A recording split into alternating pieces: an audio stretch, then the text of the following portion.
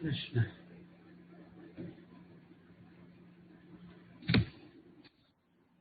ओम अज्ञानतिमिरन्धस्य ज्ञानाञ्जनशलाकया चक्षुरुन्मिलितं येन तस्मै श्रीगुरवे नमः। श्रीचैतन्यमनोभीष्टं स्थापितं येन भूतले स्वयं रूपः तदामृतं ददाति स्वपदान्तिकं।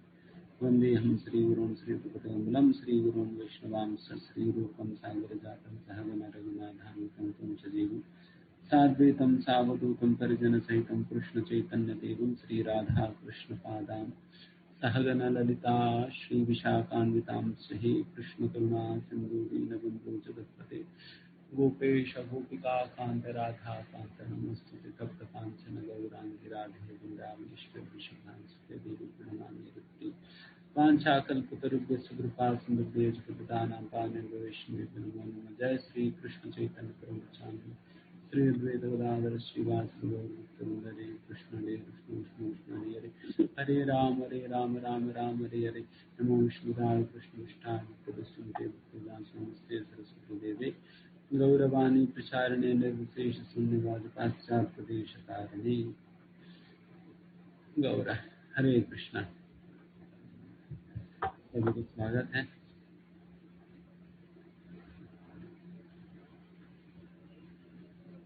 यस, आज हम क्या चर्चा करेंगे? प्रभु जी 9th चैप्टर स्टार्ट करना है हमको आज, वैष्णव सदाचार। 9 चैप्टर ना? यस प्रभु जी। ओके, मैं रीड भी करूंगा प्रभु जी। आप रीड? ओके फाइन, ठीक है, स्टार्ट करें। हरे कृष्ण। पवित्र धामों की यात्रा। वृंदावन, मायापुर, जगन्नाथपुरी आदि पवित्र स्थलों के लिए दर्शन के लिए आयोजित की गई यात्रा वैष्णवों के जीवन का एक अत्यधिक महत्वपूर्ण एवं सदा स्मृति रहने वाला उत्साही अवसर है। व्यक्ति को उचित तैयारी करते हुए अपने पारिवारिक एवं कार्यकलाप संबंधी जिम्मेदारियों की पूर्व व्यवस्था कर लेनी चाहिए, जिससे यात्रा के दौरान चिंता उत्पन्न न हो, ताकि व्यक्ति अपना संपूर्ण मन भगवान के पवित्र नाम एवं कथा में संलग्न कर सके। इसी प्रकार की यात्रा आध्यात्मिक शुद्धिकरण के लिए होती है, इसलिए वहाँ व्यर्थ का वार्तालाप एवं निम्न दर्जे का व्यवहार न करें। वहाँ केवल कृष्ण कथा एवं पवित्र नाम का कीर्तन करें। भक्त स्वच्छता पूर्वक एवं प्रेम पूर्वक एक दूसरे का सहयोग करें। पहले के परिचय के आधार पर गुट या दल बनाने की प्रवृत्ति न रखें।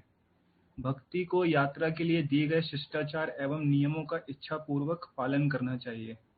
यहाँ ये न केवल यात्रा को संगठित करने के प्रयत्नों को सुलभ बनाता है, अपितु एक अच्छे वातावरण का निर्माण भी करता है।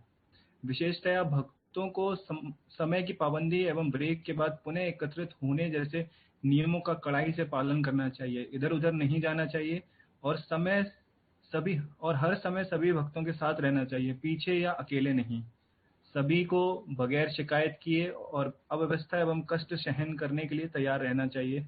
प्रवासी वाहनों के विषय में यदि कोई सूचना हो तो सिर्फ उन्हें विनम्रता से योग्य व्यक्ति को दें। अप्रिय टिप्पणी एवं शिकायत यात्रा का वातावरण बिगाड़ देती है। कोई भी अंतिम समय में यात्रा में शामिल होने का प्रयत्न न करें। यात्रा के विषय में घोषणाएं काफी पहले की होती हैं। सभी को अपने नाम एवं पैसा नियत तिथि से पहले दे देना चाहिए। सभी को पूरी यात्रा के दौरान भक्तों के संग में रहना चाहिए। कोई भी दूसरे स्थान जाने के लिए अपनी स्वतंत्र योजना ना बनाए और दूसरों से बात ना करें। ये पॉइंट सारे पढ़ दूं प्रभु जी? काफी लंबी लिस्ट है ये। अच्छा, ठीक है, यहाँ तक। ये फर्स्ट पेज पढ़ दिया प्रभु जी। हाँ,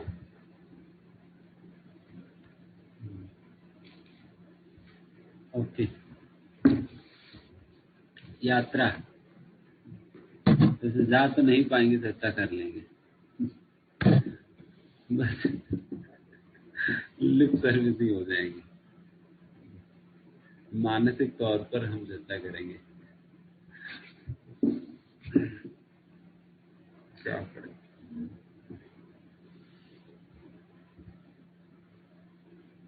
वैसा धाम यात्राएं जो भी होती है काफी महत्वपूर्ण है। भक्ति का बहुत एक महत्वपूर्ण अंग है। एंड हम अक्सर ही बताते हैं कि निश्चित रूप से हमें हर यात्रा की एडवांटेज लेना चाहिए, खास करके जब हम वृक्षा की ओर से जब भी हम जा रहे हैं, हमें जब भी हो सके हमें उसका फायदा लेनी चाहिए, जाना चाहिए। एंड जाने के लिए अवश्य सबसे पहले यात्राओं के विषय में चर्चा करनी है, तो आगे सबसे पहले जाना तो चाहिए। जाएंगे नहीं तो बाकी सारी चीजें चर्चा करके कोई फायदा नहीं। वहां पर क्या मेनू होगा, कहाँ जाएंगे, तो ये चर्चा करके कोई फायदा नहीं अगर जाएंगे नहीं तो जाने के लिए कई प्रकार की बाधाएं आएंगी, फिर उन बाधाओं को, अड़चनों को हमें ओवरकम करते हुए फिर जाना होगा। खास करके अगर कभी कोई लंबी यात्रा होती है, देन फिर हजारों कारण हमारे पास होता है नहीं जाने के। जैसे एक बार परम दादा महाराज बता रहे थे कि चैतन्य महाप्रभु के समय पे भी इस प्रकार की यात्रा ही हुआ करती थी। खासकर जब चैतन्य महाप्रभु जगन्नाथपुर में रहा करते थे, बंगाल के सारे भक्त जगन्नाथपुरी आया करते थे और लगभग 4 महीने के लिए वो लोग आते थे।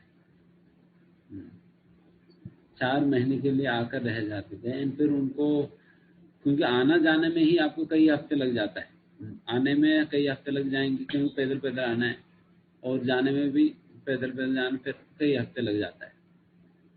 एंड फिर उस समय बहुत तकलीफ भी था यात्रा में जाना, मतलब यात्रा में जाना बहुत तकलीफ। क्योंकि बिकॉज उस समय भारत पूरा एक खंड नहीं है, अनेक छोटे छोटे राज्यों के रूप में विभाजन की गई थी।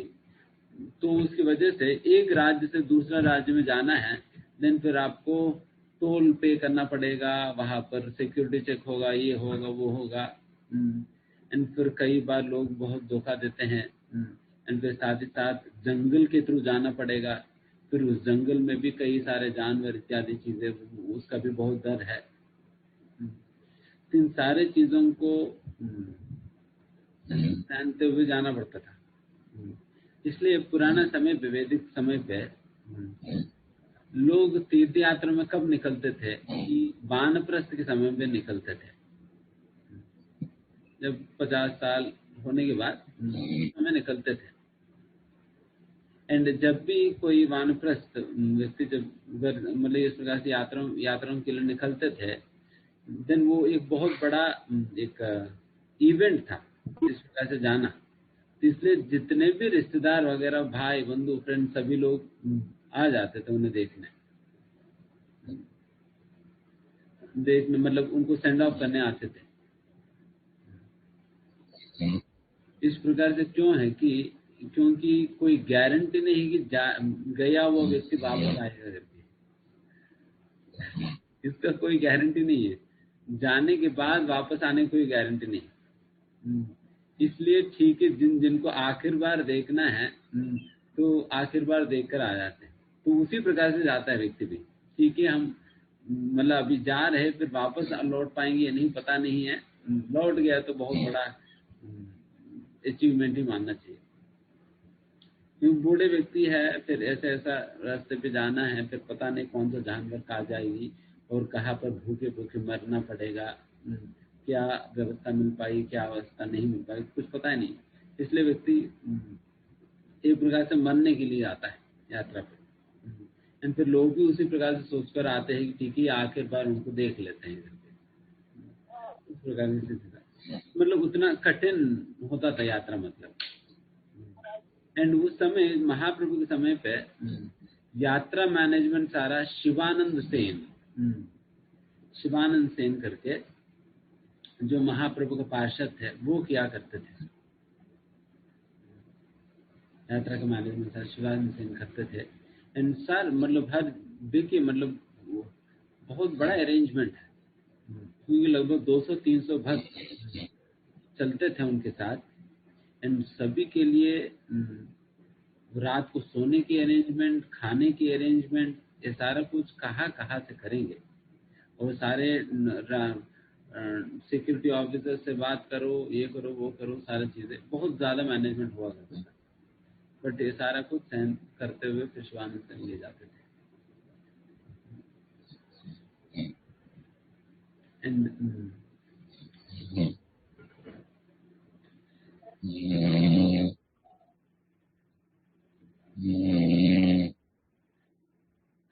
सो रहे थे।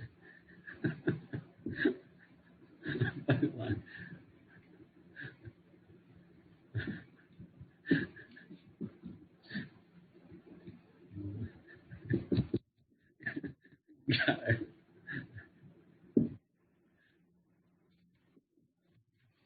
और तो महाराज कह रहे थे कि उस समय 4 महीने के लोग जाया करते थे। एंड अभी लोगों का हम कहे प्रभु जी 4 दिन के लिए यात्रा के लिए चलो, फिर कहते प्रभु जी मेरे बेटा का स्कूल छूट जाएगी, मेरा ऑफिसर को मैं क्या कहूँ, हमारा परिवार मतलब बहुत इनसिक्योरिटी है, हमारा घर के पास कोई चोर वोर डकैती आ जाएगा। तो इस प्रकार की सैकड़ों बहाना मिल जाता है। तो 4 महीने के लोग सारा घर, वो सभी जो भी जाते थे वो भी तो गृहस्थी तो थे, अपना व्यापार धंधा सब कुछ छोड़ छाड़ कर जाया करते थे। बिकॉज यात्रा में जाने का विशेष बात यह है कि वी विल बी, मतलब एक प्रकार से हम कंप्लीटली भौतिक दुनिया से अलग होकर हम जा रहे हैं। एक प्रकार का आध्यात्मिक दुनिया में हम प्रवेश कर रहे हैं, we completely aloof from all our materialistic engagements. सारा मटेरियलिस्टिक एंगेजमेंट से बिल्कुल दूर चले जा रहे हैं। तो फिर उससे हमारा अपना मन को भगवान पे केंद्रित कर पाना और भगवान की कथा सुनना, भगवान की लीला स्थलों के दर्शन करना, नाम जप करना, संकीर्तन, इन सारे चीजें करने में बहुत अच्छा से केंद्रित, अपना मन को केंद्रित करने में बहुत सहायता होती है, सहायता होती है। तो इसलिए हम यात्रा में खास करके छोटे वाले यात्रा तो वो तो भाग दौड़ी है, सुबह भागा और शाम को वापस लौटा।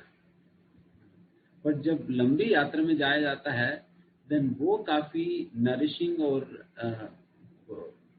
काफी नरिशिंग होता है भक्ति के लिए। इतना टाइम जब हम एक्सक्लूसिवली भगवान के लिए निकाल कर स्पेंड करते हैं, तब आप सोचिए कितना बड़ा लाभ होता है। अभी तो आप मंगला आरती आने के लिए लोगों को कितना बार भी बताया जाए, फिर भी महीने में एक बार कोई आ गया तो बहुत बड़ी बात है। अभी तो वैसे खुला नहीं है, अभी कहेंगे प्रभु जी खुला ही नहीं तो हम कैसे आएंगे? जब खुला है तब तो थोड़ी आए, तब भी तो नहीं आते थे। तो यहाँ पर तो साल में बहुत गिने चुने बार भी लोग आ पाते हैं। पर जब आप यात्रा में जाएंगे देन फिर आपको उठा दी जाएगी। सभी लोग उठ जाएंगे तो खुद भी उठ जाएंगे। सोने के लिए मोहल ही नहीं मिलता है तो फिर सोएगा नहीं व्यक्ति, जबरदस्त उठ ही जाएगा। तो उस प्रकार से मंगल आरती भी अटेंड करेगा हर दिन।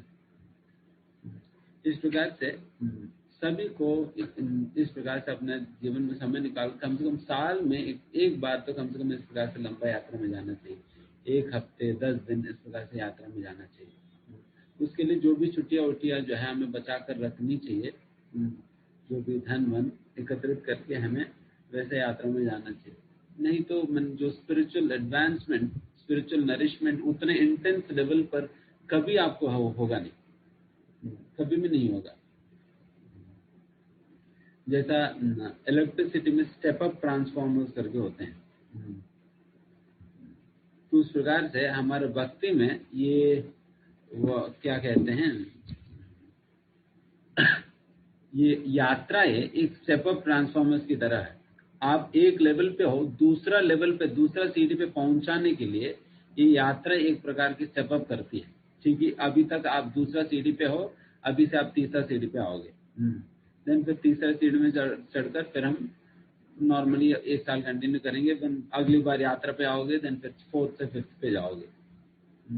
उस प्रकार से अपने आप को स्टेप अप करने में बहुत आसान पड़ता है, क्योंकि उसमें जो प्रेरणा वगैरह मिलता है वो अन्य कई जगह नहीं मिलता है।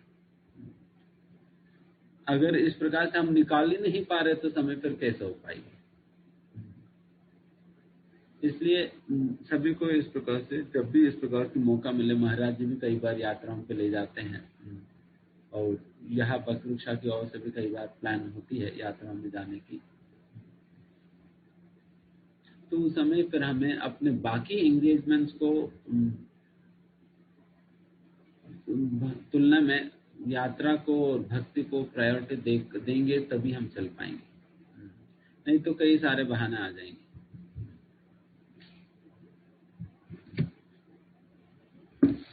हमें तो अच्छा लगता है यात्रा पे जाना, और हम जाते भी थे जब भी हमें मौका मिलता था। कई बार यूथ फॉर्म में था, हम 15-15, 20-20 दिन का भी यात्रा कर रहे हैं। जिस समय हम भी नौकरी करते थे, बट चले जाते थे, क्योंकि अगर कोई छुट्टी तो कई बार हम मांगते ही नहीं थे, क्योंकि मांगने पे तो देने नहीं देने की बात उठेगी। मांगेंगे नहीं तो मिलेगा ही मिलेगा, मांगेंगे नहीं तो मिलेगा ही मिलेगा, उसमें देने नहीं देने को कोई बात नहीं उठता। तो गया नहीं और कॉल कर दिया, प्रभु जी मतलब टाइफाइड हो गया, फिर 1 हफ्ते तक नहीं आ पाएंगे, हो गया काम।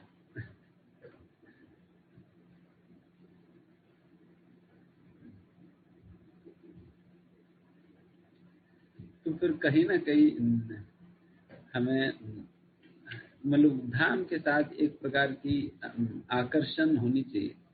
धाम के साथ आकर्षण ही नहीं तो फिर धाम जाओगे भी क्यों? धाम जाने के लिए तो हम इतना जो कुछ भी साधना वादना कर रहे हैं ना, इसलिए दैट अट्रैक्शन फॉर द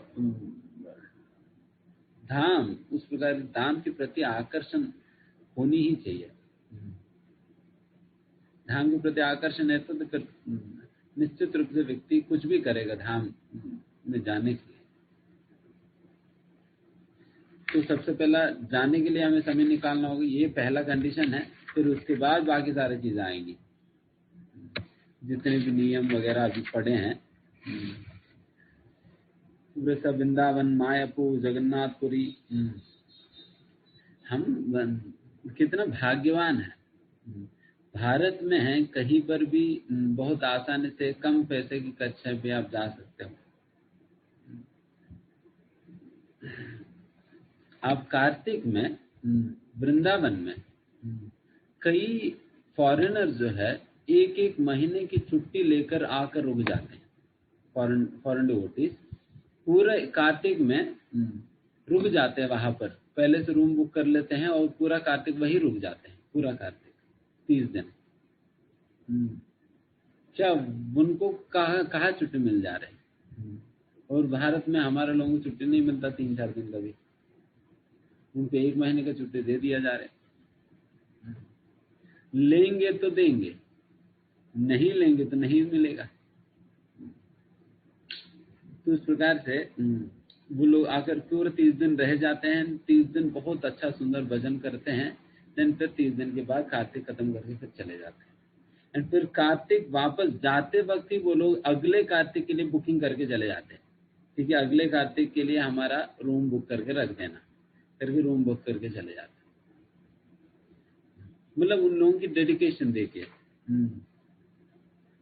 हमारे तो बगल में है, तब भी मुश्किल से कार्तिक में 2-3 दिन जा पाते हैं बस। बाकी लोग कहेंगे कि प्रभु जी हम मानसिक रूप से हम हमेशा वृंदावन में ही रहते हैं।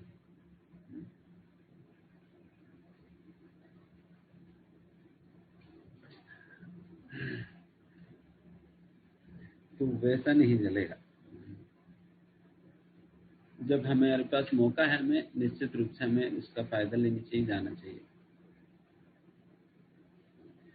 और निश्चित रूप से जैसा अभी के समय पे तो मानसिक रूप से ही जा पाएंगे, मानसिक परिक्रमा कर सकते हैं, बरसाना की स्मरण कर सकते हैं, वृंदावन की स्मरण कर सकते हैं, गिरिराज गोवर्धन की स्मरण कर सकते हैं। इस प्रकार मानसिक परिक्रमा तो कर ही सकते हैं अभी के समय पे। तो पर जब हम वैसा जाने की मौका मिलता है तो हमें निश्चित रूप से जाना चाहिए। वो खास करके जब हम लंबी यात्रा पे जाएंगे तब जाना ही चाहिए।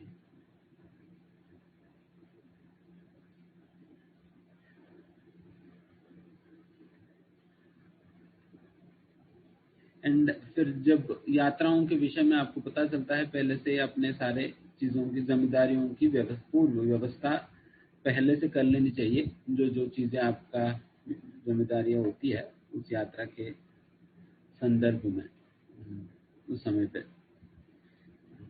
क्योंकि फिर क्या होता है, नहीं तो आप यात्रा में चलोगे फिर सारा मन यही रहेगा, अरे वहां पर क्या चल रहा है क्या नहीं चल रहा है करके। इसलिए पहले से पूर्व व्यवस्था करके जाना चाहिए करके बताया जा रहा है।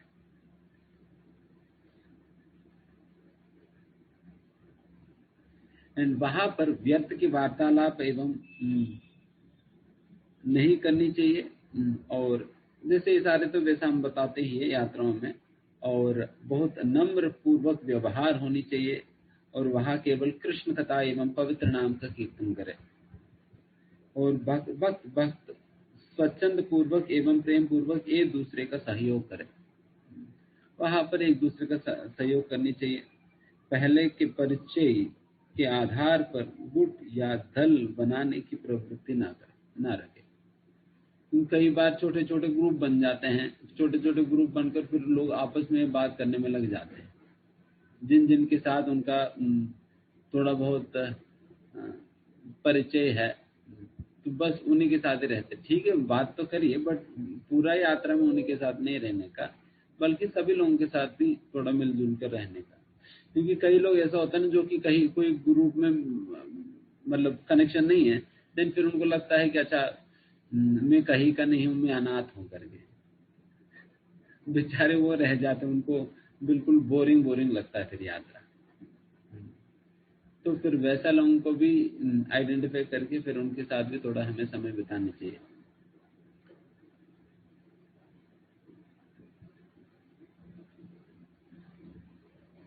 और यात्राओं में जो भी शिष्टाचार पालन करने के लिए कई बार पहले भी एक बार शिष्टाचार पढ़ाया गया था, तो उसके अंतर्गत बताया गया सारा शिष्टाचार का पालन करनी चाहिए।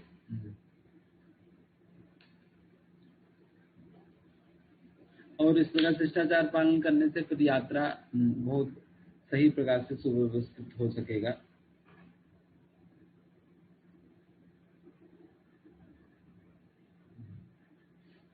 और यात्रा में डेफिनेटली हमें मैनेजमेंट जो भी लोग करते हैं, हमें समझना चाहिए कि कोई एक छोटी सेवा नहीं बल्कि बहुत मेहनती की सेवा है।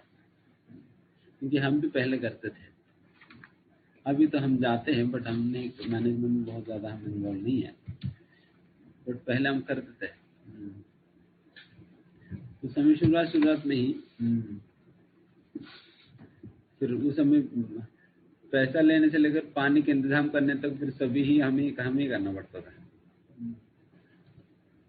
तो फिर किसी ने कहा कि अरे प्रभु जी सारा कुछ आप ही करेंगे तो दिन फिर कोई सीखेगा भी नहीं और फिर किसी को मौका ही नहीं मिलेगा, और आप सारा कुछ कर भी नहीं पाओगे, सारा बर्बाद। दिन फिर मैं फिर लोगों को बताना शुरू किया।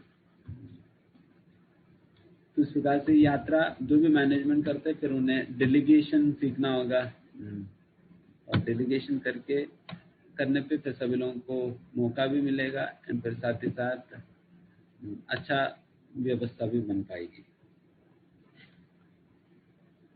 एंड अगर जिन्हें स्पेशली जो लोग यात्रा के मैनेजमेंट में हैं, निश्चित रूप से शिवानंद सेन के विषय में पढ़ना चाहिए। शिवानंद सेन के विषय में पढ़ेंगे देन आपको पता चलेगा कि होता क्या है।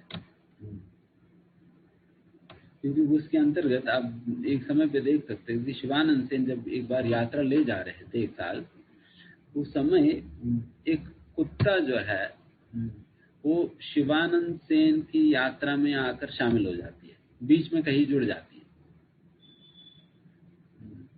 एंड उस कुत्ते को भी शिवानंद सेन अपने साथ साथ ले जाना शुरू किया। एंड सभी को जब जब प्रसाद मिलता था उस कुत्ते को भी अलग से परोस कर फिर उनको भी प्रसाद खिलाया जा रहा था। तो उस प्रकार से प्रतिदिन उनकी प्रसादम की व्यवस्था, फिर वो भी सभी के साथ साथ संकीर्तन में चला करती थी। कभी कभी नाचती थी, तो उस प्रकार से सभी लोगों के साथ कथा सुनती थी, तो इस प्रकार से चल रही थी। और एक समय पे एक नाव वाला, एक रिवर क्रॉस करना था। एक नाव वाला ने कहा कि मैं कुत्ते को मैं नहीं चढ़ा नहीं सकता, मैं कुत्ते को नहीं चढ़ा सकता हूँ। देन शिवानंद सेन जाकर फिर बाकी सभी लोगों को भेज दिया गया था। शिवानंद सेन लास्ट तक रुक के फिर उनको कन्विंस करते, वो नाव वाला, नहीं आप प्लीज ले जाइए उन्हें, आपको एक्स्ट्रा पैसे चाहिए तो ले लीजिए करके फिर उनको एक्स्ट्रा पैसा देकर, एक्स्ट्रा टैक्स वैक्स देकर जो है फिर उनको कैसे न कैसे करके कुत्ते को अपने साथ ले गए। फिर एक बार इसी प्रकार से कहीं पर टोल वोल के साथ बात करने में शिवानंद सेन सभी लोग आगे चले गए तो वो पीछे रह गए। जैसे यात्रा में होता है, मैनेजमेंट वाले पीछे रह जाते कहीं कुछ काम करते करते, तो उस प्रकार से वो शिवानंद सेन पीछे रह गए वो टोल वालों के साथ बात करते करते। देन फिर बाकी सभी लोग आगे चले गए। एंड फिर उसी समय ही शिवानंद सेन ने किसी को कहा था कि देखिए सभी लोगों को प्रसाद, मतलब जाने के बाद प्रसाद खिलाइए और कुत्ते को प्रसाद देना भूलना मत। इस प्रकार से स्पेशली अपने सेवक को बताए थे। तो फिर सभी लोग चले गए फिर सभी लोग प्रसाद पा लिया। इतने में शिवानंद सेन धीमे से पीछे से पहुंचे। फिर शिवानंद सेन ने अपने सेवक से पूछा, अरे तुम्हें मैं, शिवानंद सेन प्रसाद पाने जा रहे थे, काफी लेट हो गया, फिर वो काफी पीछे आए थे और फिर काफी लेट हो गया और अभी ही बैठे तो दिन भर कुछ प्रसाद खा नहीं पाए, बस बैठे हुए थे। फिर बैठे उन्होंने पूछा अपने सेवक से कि उस कुत्ते को आपने प्रसाद दिया या नहीं? फिर सेवक ने, अरे भूल गए, हम तो भूल ही गए, वो कुछ कुत्ते के विषय में प्रसाद दिया नहीं। देन शिवानंद, वो कुत्ता कहाँ पर है? जब पता नहीं, तब से दिखाई नहीं पड़ रहे। देन शिवानंद सेन उन्होंने प्रसादम नहीं खाया और खुद मतलब उठ गए थे। उन्होंने कहा कि अगर जब तक इन्हें प्रसादम नहीं मिलेगा मैं भी नहीं प्रसादम खाऊंगा, मैं प्रसाद नहीं पाऊंगा जब तक आप उस कुत्ते को लेकर आके फिर उन्हें प्रसाद नहीं खिलाओगे, मैं भी प्रसाद नहीं पाऊंगा। तो इस प्रकार से वो प्रसाद से उठ गए थे। सुबह से भूखे थे बट फिर भी उठ गए और उस कुत्ते को ढूंढने के लिए कई लोगों को भेजे थे, 10 लोगों को भेजे। सभी लोग वापस आए, काफी देर तक ढूंढने के बाद फिर कहे कि हमें कुत्ता मिला नहीं। दिन फिर अगले दिन सुबह, रात को बिना प्रसाद के सो गए।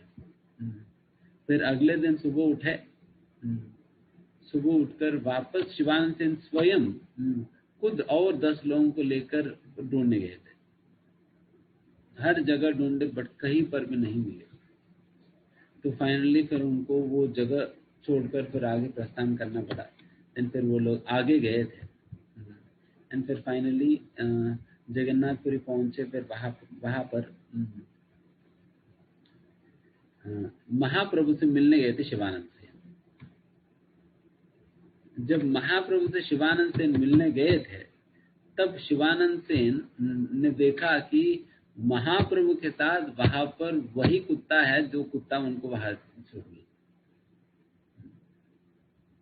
एंड वो कुत्ता को महाप्रभु स्वयं अपने उच्चिष्ट दिए हैं। अपने उच्चिष्ट महाप्रभु ने खुद उस कुत्ते को दिया। एंड फिर वो कुत्ता वही का वही वो भगवताम वापस गए। तो ये होता है, अगर कोई भी अगर छोटा सा भी संबंध अगर भक्त का कुत्ता भी बन जाए ना, कुत्ता बने तो शिवानंद, इसलिए कहा जाता है शिवानंद सेन को कुत्ता बनो करके, क्योंकि उनके कुत्ता को उद्धार करते महाप्रभु केवल इस कारण से कि ये शिवानंद सेन की है करके। तो नहीं तो उस कुत्ते का क्या अधिकार है भगवत प्राप्त करने की, मुक्ति होने क्या अधिकार है उनकी। बट फिर भी उनका मुक्ति महाप्रभु ने इस कारण से कर दिया क्योंकि उनकी कनेक्शन शिवानंद सेन के साथ था, बस इस बात से कर दिया। एंड शिवानंद सेन भी कितना मतलब कितना ख्याल रखा उनके ना।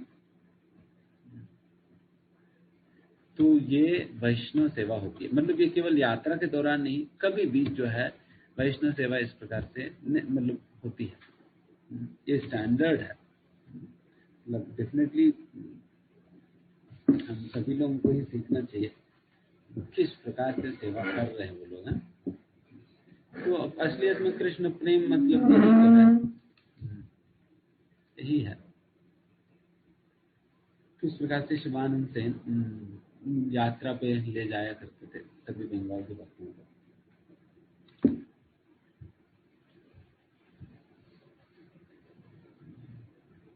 इसलिए हमारा आचार्य भक्तिविनोद ठाकुर भी गाते हैं कि हम उस प्रकार के कुत्ता बनना चाहते हैं। सर्वस्व तुम्हारा चरणे संपिया, तुम्हारा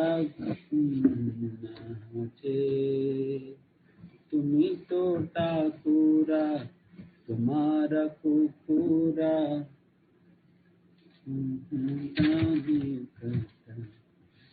उसमें वही कहते हैं वैष्णव, सर्वस्व तुम्हारा चरण संप्रिय। हे वैष्णव, हे भगवान, सब कुछ सर्वस्व, मेरा सब कुछ जो कुछ भी है मैं आपके चरणों पे मैं समर्पित कर दे रहा हूँ। और आप मेरे ठाकुर और मैं आपकी कुकुर हूँ, कुत्ता हूँ। और फिर कहते हैं कि मुझे आप आपके घर के आंगन में निकटे बांध दिया, आपकी घर के आंगन में कहीं निकट स्थान पे मुझे बांध दीजिए, मैं बस वही रहूंगा। अब मुझे घर के अंदर स्थान देने की भी जरूरत नहीं है, आपको परेशान नहीं करूंगा घर के अंदर मुझे स्थान देना है, घर के बाहर ही रख दो मुझे, कोई दिक्कत नहीं। ठीक है, अगर आपकी मेंटेनेंस कैसे चलेगी, तुम्हें खिलाओगा, मैं खिलाऊंगा क्या, फिर आपके लिए अलग व्यवस्था करूं। देन कहते हैं कि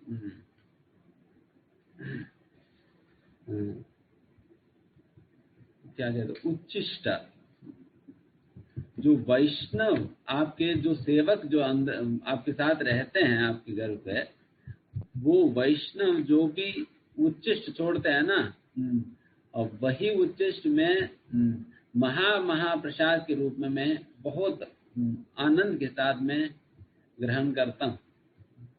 एंड फिर जब भी आप बुलाओगे मैं परम आनंद से दौड़ कर मैं आपके पास आऊंगा, परम आनंद से दौड़ कर मैं आपके पास आऊंगा। फिर आप करोगे क्या, मैं क्या करूंगा कि मैं कोई भी नास्तिक को आपके घर के अंदर आने नहीं दूंगा,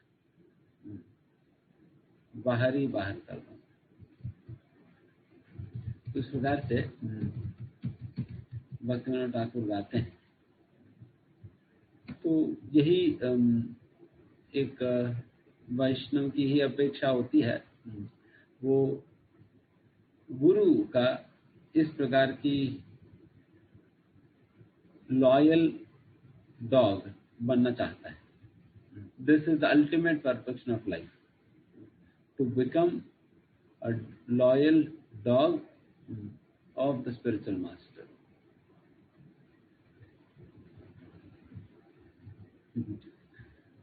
बाहर के लोग अगर ये बात सुनेंगे, अच्छा आज तुम्हारी जीवन का लक्ष्य ये है, कुत्ता बनना लक्ष्य है, सभी लोगों को बहुत हंसी आएगी। इतना कुछ मेहनत करके कुत्ता बनना चाहता है, वो लोग तो समझ ही नहीं पाएंगे कि वैसा कुत्ता बनना भी आसान ही नहीं है, कोई बन ही नहीं पाएगा उस प्रकार के स्थान पर।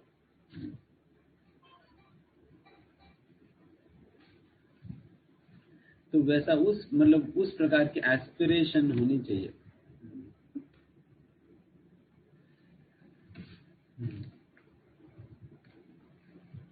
उच्चिष्टता। ठीक है, नहीं आगे पढ़ते हैं।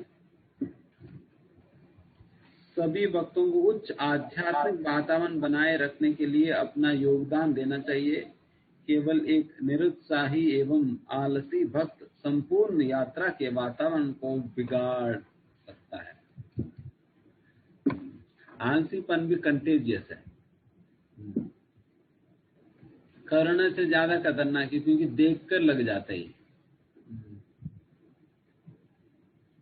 करुणा तो छू कर लगता है, ये तो आलसीपन देख कर लग जाता है। अगर कोई व्यक्ति आलसी, देखिए अगर कोई सो रहा है दिन, फिर हमें भी नींद आ जाता है उन्हें देखकर। ठीक है, हम भी थोड़ा लेट जाते हैं, तो इस प्रकार से आलसीपन हमारे अंदर भी आ जाता है।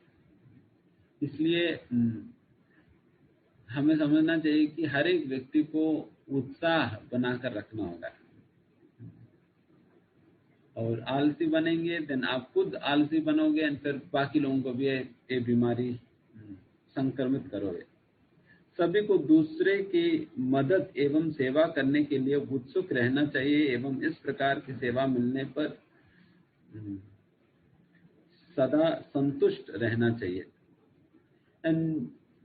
जितना भी हो सके हम अन्य भक्तों की मदद करने का प्रयास करनी चाहिए, क्योंकि यात्रा भी एक बहुत अच्छा मौका है वैष्णव सेवा करने का। सभी को पवित्र धाम के विरुद्ध अपराध करने में अत्यंत सावधान होना चाहिए। 10 धाम अपराध ये है। 10 धाम अपराध सभी लोगों को जानना चाहिए क्या क्या धाम अपराध है।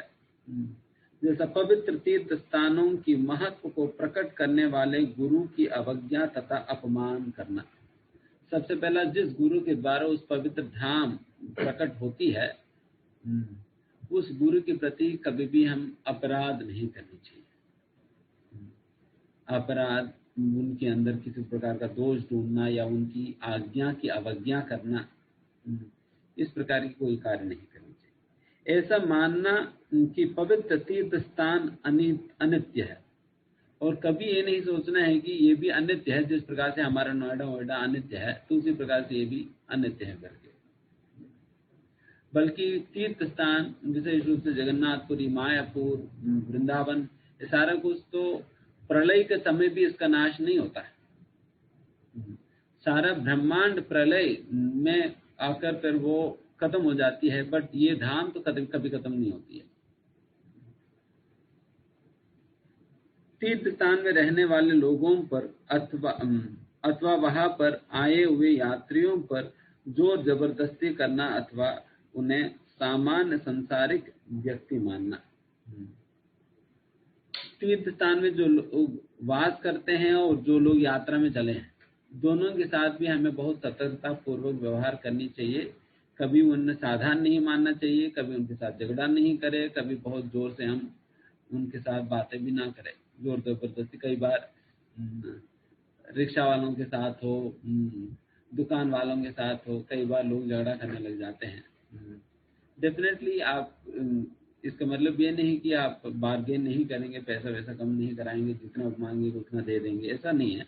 बार्गेन कर सकते हैं, बट झगड़ा पे नहीं जाने का, उस हद तक नहीं जाना। पवित्र तीर्थ स्थान में रहते समय संसारिक कार्य करना, एंड कभी भी ये नहीं सोचना है कि अच्छा ये लोग पान खा रहे हैं, बीड़ी पी रहे हैं करके उनके अंदर हमें दोष नहीं देखने का। फिर भी हमें उन्हें यही मानना चाहिए कि ये पवित्र स्थान, मतलब पवित्र स्थान में इनकी वास है, मुझे उनकी सम्मान नहीं करनी चाहिए। चाहे वो बीड़ी पी रहे हो, पान पी रहे हो, किसी भी अवस्था में क्यों ना हो, फिर भी हमें सम्मान देना ही चाहिए। इसका कारण एक प्रवचन में हम रिसेंटली सुने थे, प्रभुपाद जी बता रहे थे कि इसके ये कारण है, because somehow or other they are always chanting the names of the Lord. किसी ना किसी तरह से वो लोग भगवान का नाम ले रहे हैं हमेशा। जैसे आप देखिए वृंदावन में हो सकता है कि रिक्शा वाला झगड़ा भी करे, बट फिर भी वो हमेशा राधे राधे राधे राधे करके नाम लेते ही रहते हैं। या वो खुद नहीं भी ले रहे तो कम से कम उनको सुना ही देता है ना। अब वृंदावन में जब भी जाओ, किसी भी समय पे आपको कहीं ना कहीं से आपको कोई ना कोई कीर्तन भजन आपके कानों में पड़ता ही है। वैसे स्थान में है वो, और उनकी कान में हमेशा इस प्रकार से भगवान के नाम जा ही रहा है। तो उस प्रकार से हमेशा भगवान नाम लेने के कारण वो हमारे लिए आदरणीय ही है। इसलिए उस अवस्था में भी उनकी आदर हमें करना ही चाहिए। मूर्ति पूजा अथवा पवित्र नाम जप का व्यापार करना अथवा उसके माध्यम से धन कमाना। एंड कई बार लोग वृंदावन वगैरह कोई व्यापार हेतु जाते हैं, मैं वहां पर ये व्यापार करूंगा, ये बिजनेस करूंगा, वो करूंगा करके, उस उद्देश्य से नहीं जाना है करके बताए जा रहे हैं। पवित्र तीर्थ स्थान किसी भौतिक राज्य अथवा प्रदेश का हिस्सा है, ऐसा विचार करना या भगवान के धाम को अन्य देवताओं से संबंधित तीर्थ स्थानों के समान समझना या पवित्र तीर्थ स्थान के क्षेत्र को मापने का प्रयास करना। तो पवित्र तीर्थ स्थानों को मापना नहीं चाहिए, ये कितना विस्तार है, कितना स्क्वायर किलोमीटर से क्या है, इस प्रकार से मापना नहीं चाहिए। और कभी ये भी नहीं सोचना है कि अच्छा वृंदावन कहाँ पर है, उत्तर प्रदेश में है। वृंदावन उत्तर प्रदेश में नहीं है। अगर उस प्रकार से मान ले देन फिर वो एक भौतिक भूभाग की मतलब पार्ट हम मान रहे हैं। इसका उत्तर प्रदेश से कोई संबंध नहीं। इसी प्रकार से हमें समझ होनी चाहिए, बिकॉज ये धाम जो है बिल्कुल अलग है स्थान से। जैसे व्यवहारिक रूप से कहने के लिए कहते तो है, बट वैसा हमें समझना चाहिए कि ये कोई उत्तर प्रदेश का भाग नहीं है, ना कोई मायापुर बंगाल की भाग है। तीर्थ क्षेत्र में निवास करते समय पाप कृत्य करना। तीर्थ क्षेत्र में कभी भी किसी प्रकार की पाप कृत्य नहीं करनी चाहिए, खास करके 4 नियमों को किसी भी हालत में तोड़ना नहीं चाहिए। वृंदावन तथा नवद्वीप विभिन्न है ऐसा मानना। वृंदावन और नवद्वीप धाम दोनों को अभिन्न मानना चाहिए। इसलिए एक भजन में इस प्रकार से नरोत्तम दास ठाकुर गाते हैं कि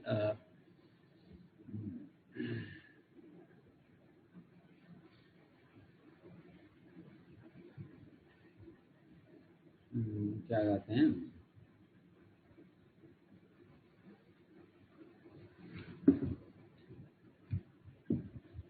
गौर मंडल भूमि जेब जाने चिंतामणि।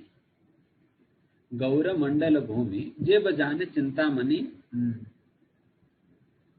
शेजाय ब्रजेंद्र सुतपास। या जय होई ब्रजपुरे वास।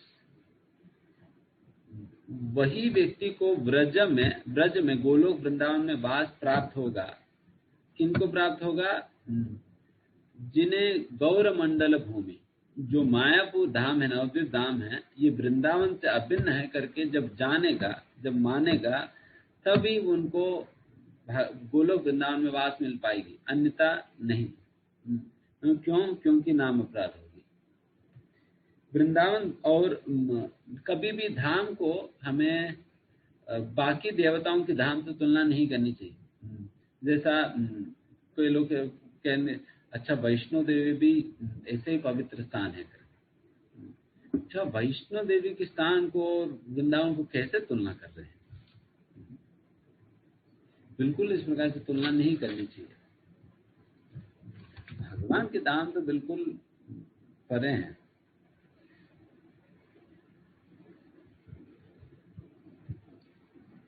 और तीर्थ स्थलों के महत्व को बताने वाले शास्त्रों की निंदा करना। शास्त्र निंदा नहीं करनी चाहिए।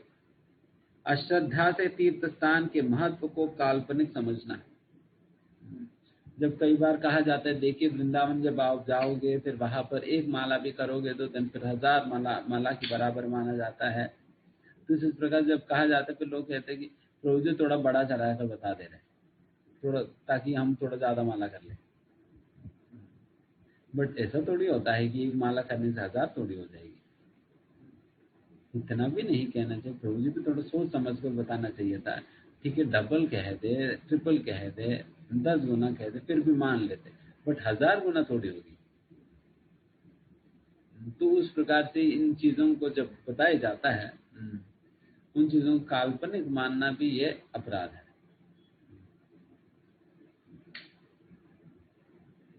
यात्रा के दौरान भक्तों के साथ हमें अन्य इस्कॉन मंदिर में अथवा गौड़ी मठ के मंदिर में जाने पर उस मंदिर के सामान्य नियम एवं परंपराओं का ध्यान पूर्वक सम्मान करना चाहिए।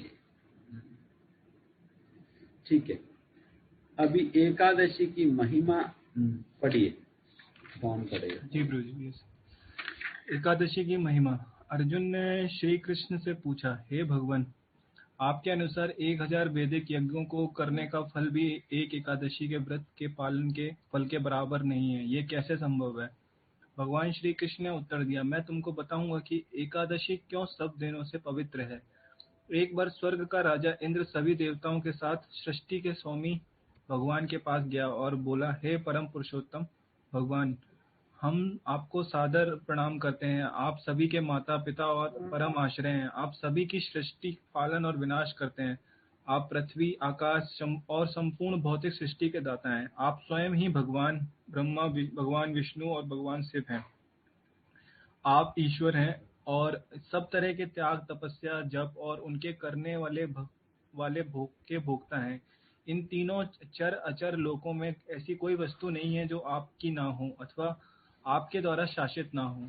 हे भगवान, हे परम पुरुष, तो पुरुषोत्तम भगवान, हे देवताओं के स्वामी, हे शरणागत वत्सल, हे परम रहस्यमय, देवताओं से उनका स्वर्ग का राज्य छिन गया है और उनको असुरों के द्वारा बाहर निकाल दिया गया है। वे भयभीत होकर आपके चरण कमलों की शरण में आए हैं। कृपया करके उनकी रक्षा करें। हे ब्रह्मांड नायक, हमारा स्वर्ग लोक से इस पृथ्वी लोक पर पतन हो गया है और हम दुख के सागर में निमग्न हो गए हैं। कृपया हम पर प्रसन्न होइए। इंद्र की ऐसी दयनीय प्रार्थना सुनकर भगवान विष्णु ने उनसे पूछा, ऐसा कौन सा अजय असुर है जिसने देवताओं तक को हरा दिया? उसका नाम क्या है? उसकी शक्ति का स्रोत क्या है? हे इंद्र, मुझे सब कुछ बिना डरे बताओ। इंद्र ने उत्तर दिया, हे सुर नायक, हे भक्त वत्सल, हे प्रभु, हे परम प्रभु, नंदी जंगा नामक एक भयानक असुर ने, जिसने पहले देवताओं को कष्ट दिया था, एक ब्राह्मण के परिवार में जन्म लिया है। उसका एक मुर नाम का कुख्यात पुत्र है जो उसी के जितना शक्तिशाली है। चंद्रावती नाम की महान नगरी इस महान मुर दानव की राजधानी है। इस मुर दानव ने सभी देवताओं स्वर्ग से निष्कासित कर दिया है और स्वयं वहां रह रहा है। उसने इंद्र, अग्नि, यम, वायु, ईश, चंद्रमा, महेशत और वरुण सभी के पद स्वयं ले लिए हैं। सभी देवता मिलकर भी उसे हरा नहीं पाए। हे भगवान विष्णु, उस असुर को मारकर देवताओं की रक्षा कीजिए। इंद्र के वचन सुनकर भगवान देवताओं को कष्ट देने वालों पर बहुत क्रोधित हुए और बोले, हे देवराज, मैं इस बलवान असुर को स्वयं मारूंगा जो तुम्हारा शत्रु है। अब तुम सबको चंद्रावती नगरी में वापस चले जाना चाहिए। इसके पश्चात सभी देवता भगवान विष्णु को आगे करके चंद्रावती नगर गए। एक तरफ हजारों असुर तरह तरह के अस्त्र शस्त्र के साथ युद्ध की तैयारी कर रहे थे।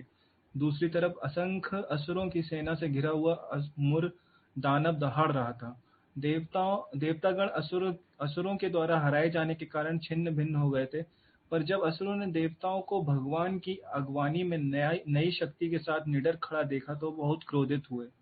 हालांकि भगवान ने सभी असुरों को आसानी से हरा दिया, फिर भी मुर दानव को परास्त करने में उन्हें कुछ कठिनाई महसूस हुई। कई अस्त्र शस्त्र प्रयोग करने के बाद भी भगवान उसे मार नहीं पाए। भगवान ने मुर दानव के साथ 10,000 वर्षों तक मल्ल युद्ध किया। अंततः भगवान ने मुर को हरा दिया और बद्रिका आश्रम चले गए। बद्रिका आश्रम में भगवान हेमवती नाम की एक सुंदर गुफा में घुसे और वहां विश्राम किया। भगवान ने आगे बताया, हे अर्जुन, उसके बाद उस मुर दानव ने मेरा पीछा किया और उस गुफा में घुस गया। वहां विश्राम करते हुआ देख उसने मुझे मारने का निश्चय किया। उस समय मेरे शरीर से एक लावण्यमयी कन्या अनेक अस्त्र शस्त्रों को धारण किए हुए प्रकट हुई और उसके साथ युद्ध करने लगी। बहुत लंबे समय तक लगातार युद्ध करने के बाद उस कन्या ने उसका सर धड़ से अलग कर दिया। उसके उपरांत बाकी सभी असुर डर कर पाताल लोक चले गए। जब भगवान विश्राम करके उठे तो उन्होंने मूर्दानव का मृत शरीर देखा और देखा कि एक दिव्य कन्या नम्रता के साथ हाथ जोड़े खड़ी है। उसे देखकर भगवान ने आश्चर्य से पूछा, तुम कौन हो? देवी ने उत्तर दिया, हे मेरे प्रभु, मैं आपके शरीर से उत्पन्न हुई और मैंने इस दानव को मारा है। आपको विश्राम करता हुआ देखकर इस दानव ने आपको मारने की कोशिश की, इसलिए मैंने इसे मार दिया है। श्री भगवान ने कहा, हे देवी, मैं तुमसे और तुम्हारे इस कार्य से बहुत प्रसन्न हूँ। तुम कोई भी मनचाहा वरदान मांग लो। जब देवी ने वरदान मांगने के लिए प्रार्थना की तो भगवान ने कहा, तुम मेरी आध्यात्मिक शक्ति हो और क्योंकि तुम्हारा जन्म एकादशी तिथि पर हुआ है इसलिए तुम्हारा नाम एकादशी होगा। जो भी एकादशी व्रत को पालन करेगा वह सभी पापों से मुक्त होकर अक्षय आनंद को प्राप्त करेगा। उस दिन से इस जगत में एकादशी का पालन और पूजन किए जाने लगा। हे अर्जुन, मैं एकादशी के व्रत का पालन करने वाले को परम गति प्रदान करता हूँ। हे कुंती पुत्र, द्वादशी मिश्रित एकादशी सबसे उत्तम है। एकादशी के दिन मनुष्य को मैथुन, अनाज खाना, शहद खाना, मांसाहार, कांसे के बर्तन में भोजन और शरीर पर तेल लगाना, इन सब का त्याग करना चाहिए। अगर कोई एकादशी रख कर उसकी महिमा सुनता है तो उसे और भी अधिक फल की प्राप्ति होती है। सभी प्राणियों के लिए भगवान विष्णु की पूजा करने के लिए एकादशी रखने से आसान कोई साधन नहीं है। इसके बाद नेक्स्ट पैरा है एकादशी व्रत रखने की विधि। वो बाद में पढ़ेंगे। अभी जो स्टोरी आप लोगों ने जो सुना है, आप में से कौन बताएगा पूरा स्टोरी?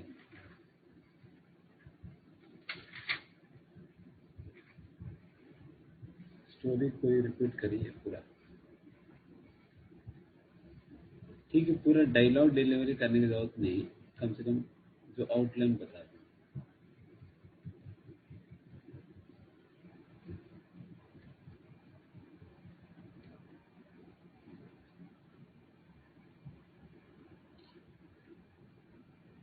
अभी सेटिंग चेंज कर दिया, अगर किसी को अनम्यूट करने में प्रॉब्लम हो रही है तो बता सकता है।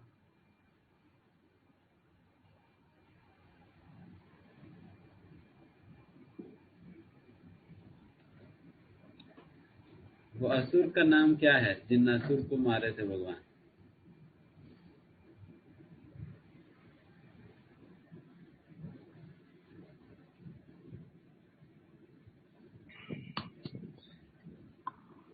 प्रभु जी, मूर।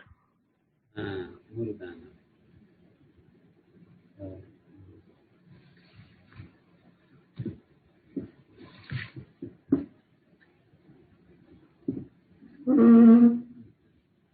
सबसे पहले ये स्टोरी कौन किनको बता रहे हैं?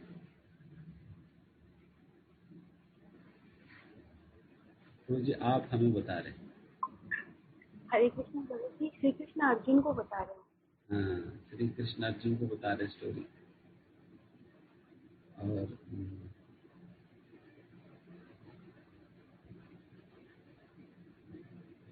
कौन समस्या लेकर आए थे भगवान कृष्ण के पास?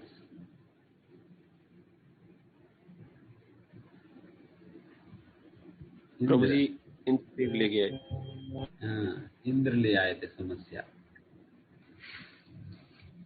क्या समस्या था?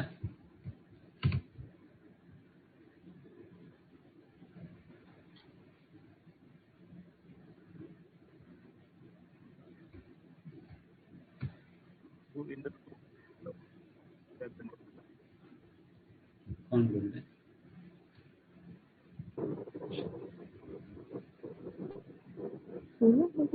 हरे कृष्णा प्रभु जी। मूढ़ दानों ने देवताओं को स्वर्ग से हटा के मतलब पृथ्वी पे भेज दिया था, हरा के। उसने देवताओं को हरा दिया, स्वर्ग से हटा दिया। तो फिर भगवान कितने समय तक उस असुर से युद्ध किया? प्रभु जी 10,000 साल। 10 साल भगवान ने अर्जुन के साथ, उस दानव के साथ युद्ध किया था। फिर फाइनली दानव को मार दिया या नहीं? नहीं मारा प्रभु। फिर कौन मारे थे दानव को? वो जब विश्राम कर रहे थे तो उन्हीं के आध्यात्मिक दैविक शक्ति से एकादशी प्रकट हुई थी, उन्होंने उनका वध किया था।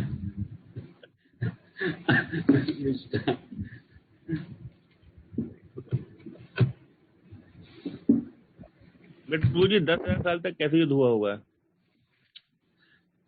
देख कर आना होगा। बेसिकली क्या है कि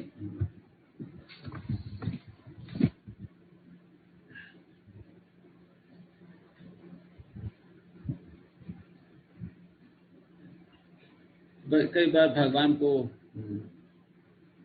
जब अच्छा लगता है युद्ध करना, दिन पे लंबा समय तक करते हैं, ठीक है मैं आपको मरने ही नहीं दूंगा, फिर मैं आपसे लड़ाई करता रहूंगा।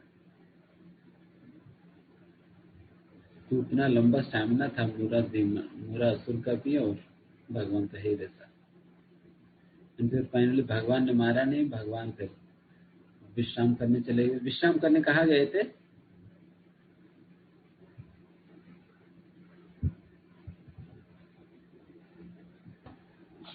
बद्रिकाश्रम प्रभु जी। हाँ, बद्रिकाश्रम गए थे। वहां पर एक गुफा में जाकर वहां पर विश्राम करने लगे। और फिर क्या हुआ, फिर मीरा असुर भी भगवान के पीछे पड़कर आए वहां पर। फाइनली एकादशी जो है भगवान की शरीर से प्रकट होकर उस मीरासुर की शरीर को मुंडन काट दिया। तो इस प्रकार से ये लीला घटी।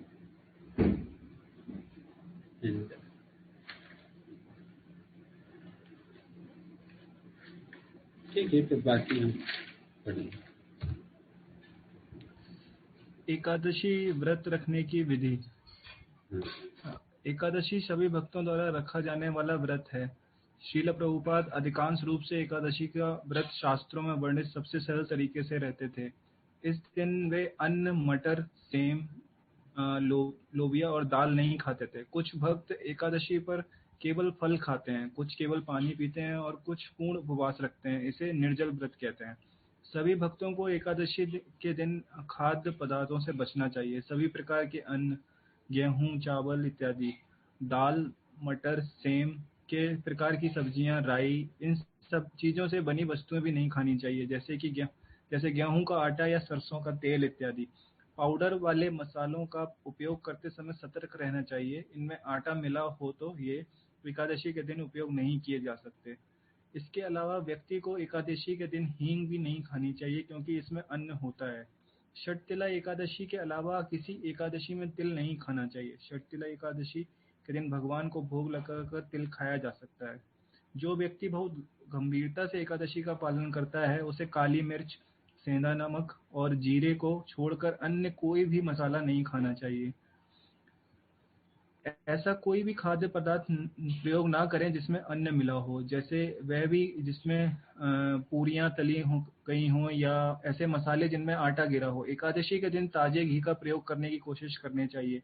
एकादशी का व्रत का पारण अगले दिन द्वादशी पर अन्न युक्त प्रसाद लेकर किया जाना चाहिए। इसका एक विशेष समय होता है। एकादशी की तिथि और पारण समय के लिए वैष्णव पंचांग देखें। ये हर एक इस्कॉन सेंटर में उपलब्ध रहता है। एकादशी के दिन बाल अथवा नाखून काटना मना है। असल में एकादशी को वास्तविक प्रयोजन केवल उपवास रखना नहीं, बल्कि भगवान कृष्ण के बारे में अधिक श्रवण और जप करने के लिए है। श्रील प्रभुपाद सब भक्तों को यह परामर्श देते हैं कि उन्हें एकादशी के दिन 25 या उससे अधिक माला का जप करना चाहिए।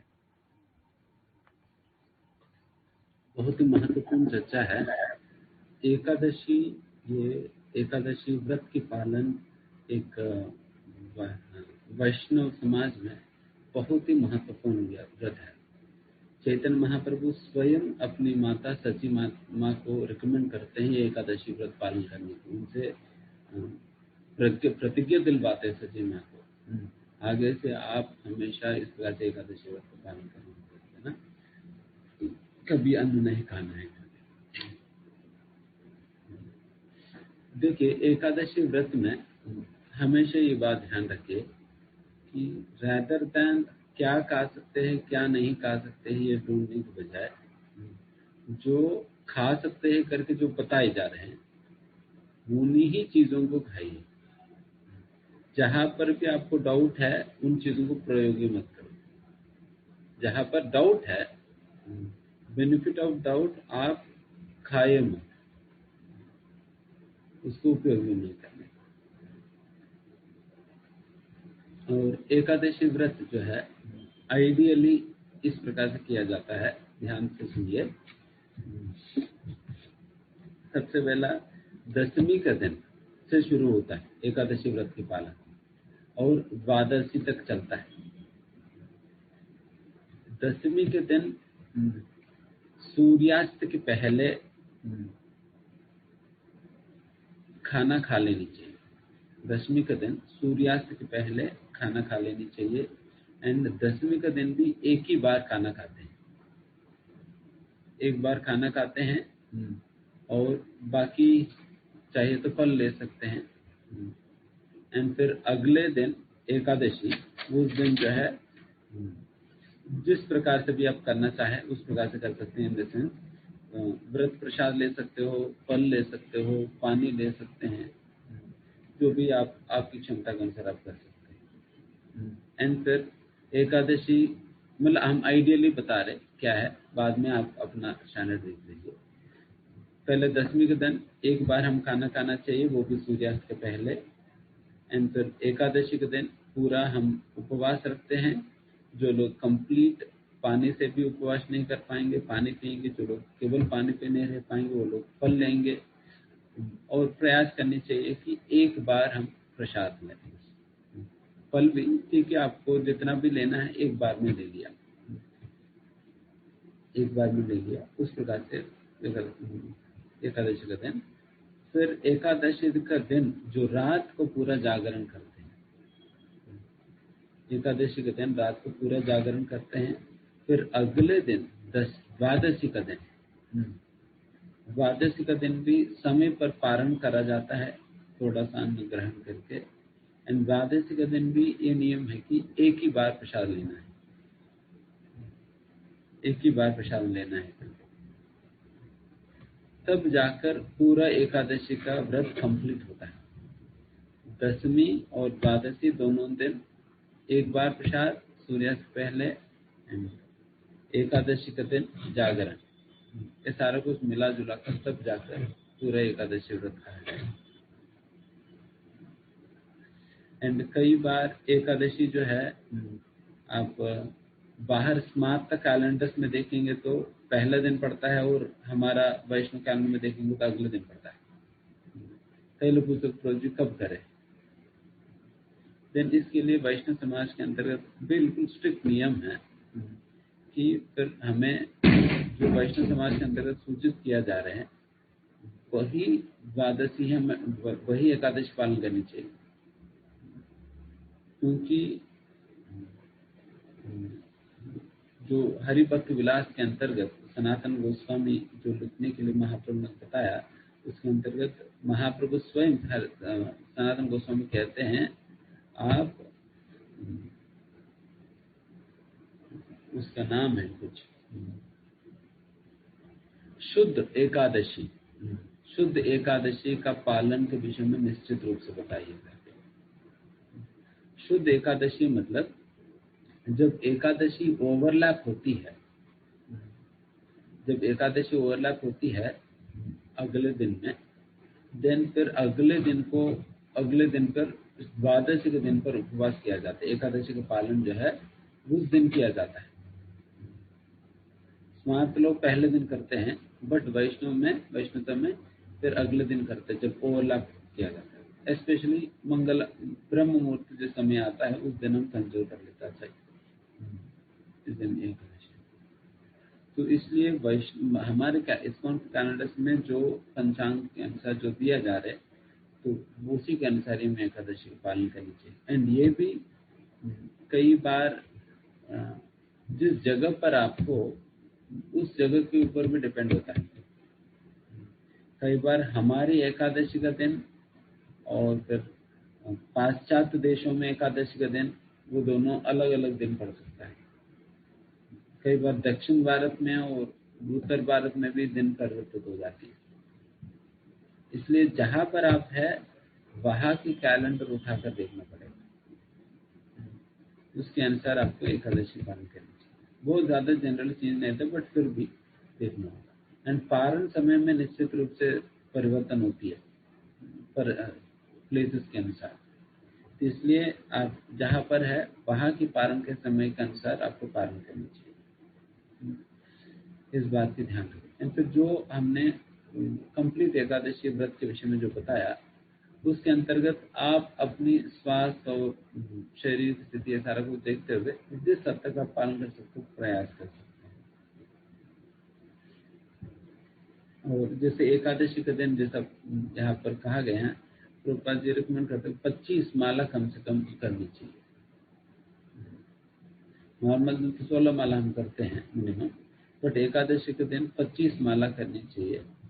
जो भी एस्पायरिंग डिवोटीज को, जो भी आगे दीक्षा लेना चाहते हैं और जो दीक्षा लिए हैं, सभी लोगों को या बाकी भक्तों को भी 25 माला कम से कम करनी चाहिए एकादशी के दिन। क्योंकि खाना हम नहीं खा रहे तो उसका समय बचत हो गया ना, तो उस समय क्या करोगे, तो उस समय जब करिए।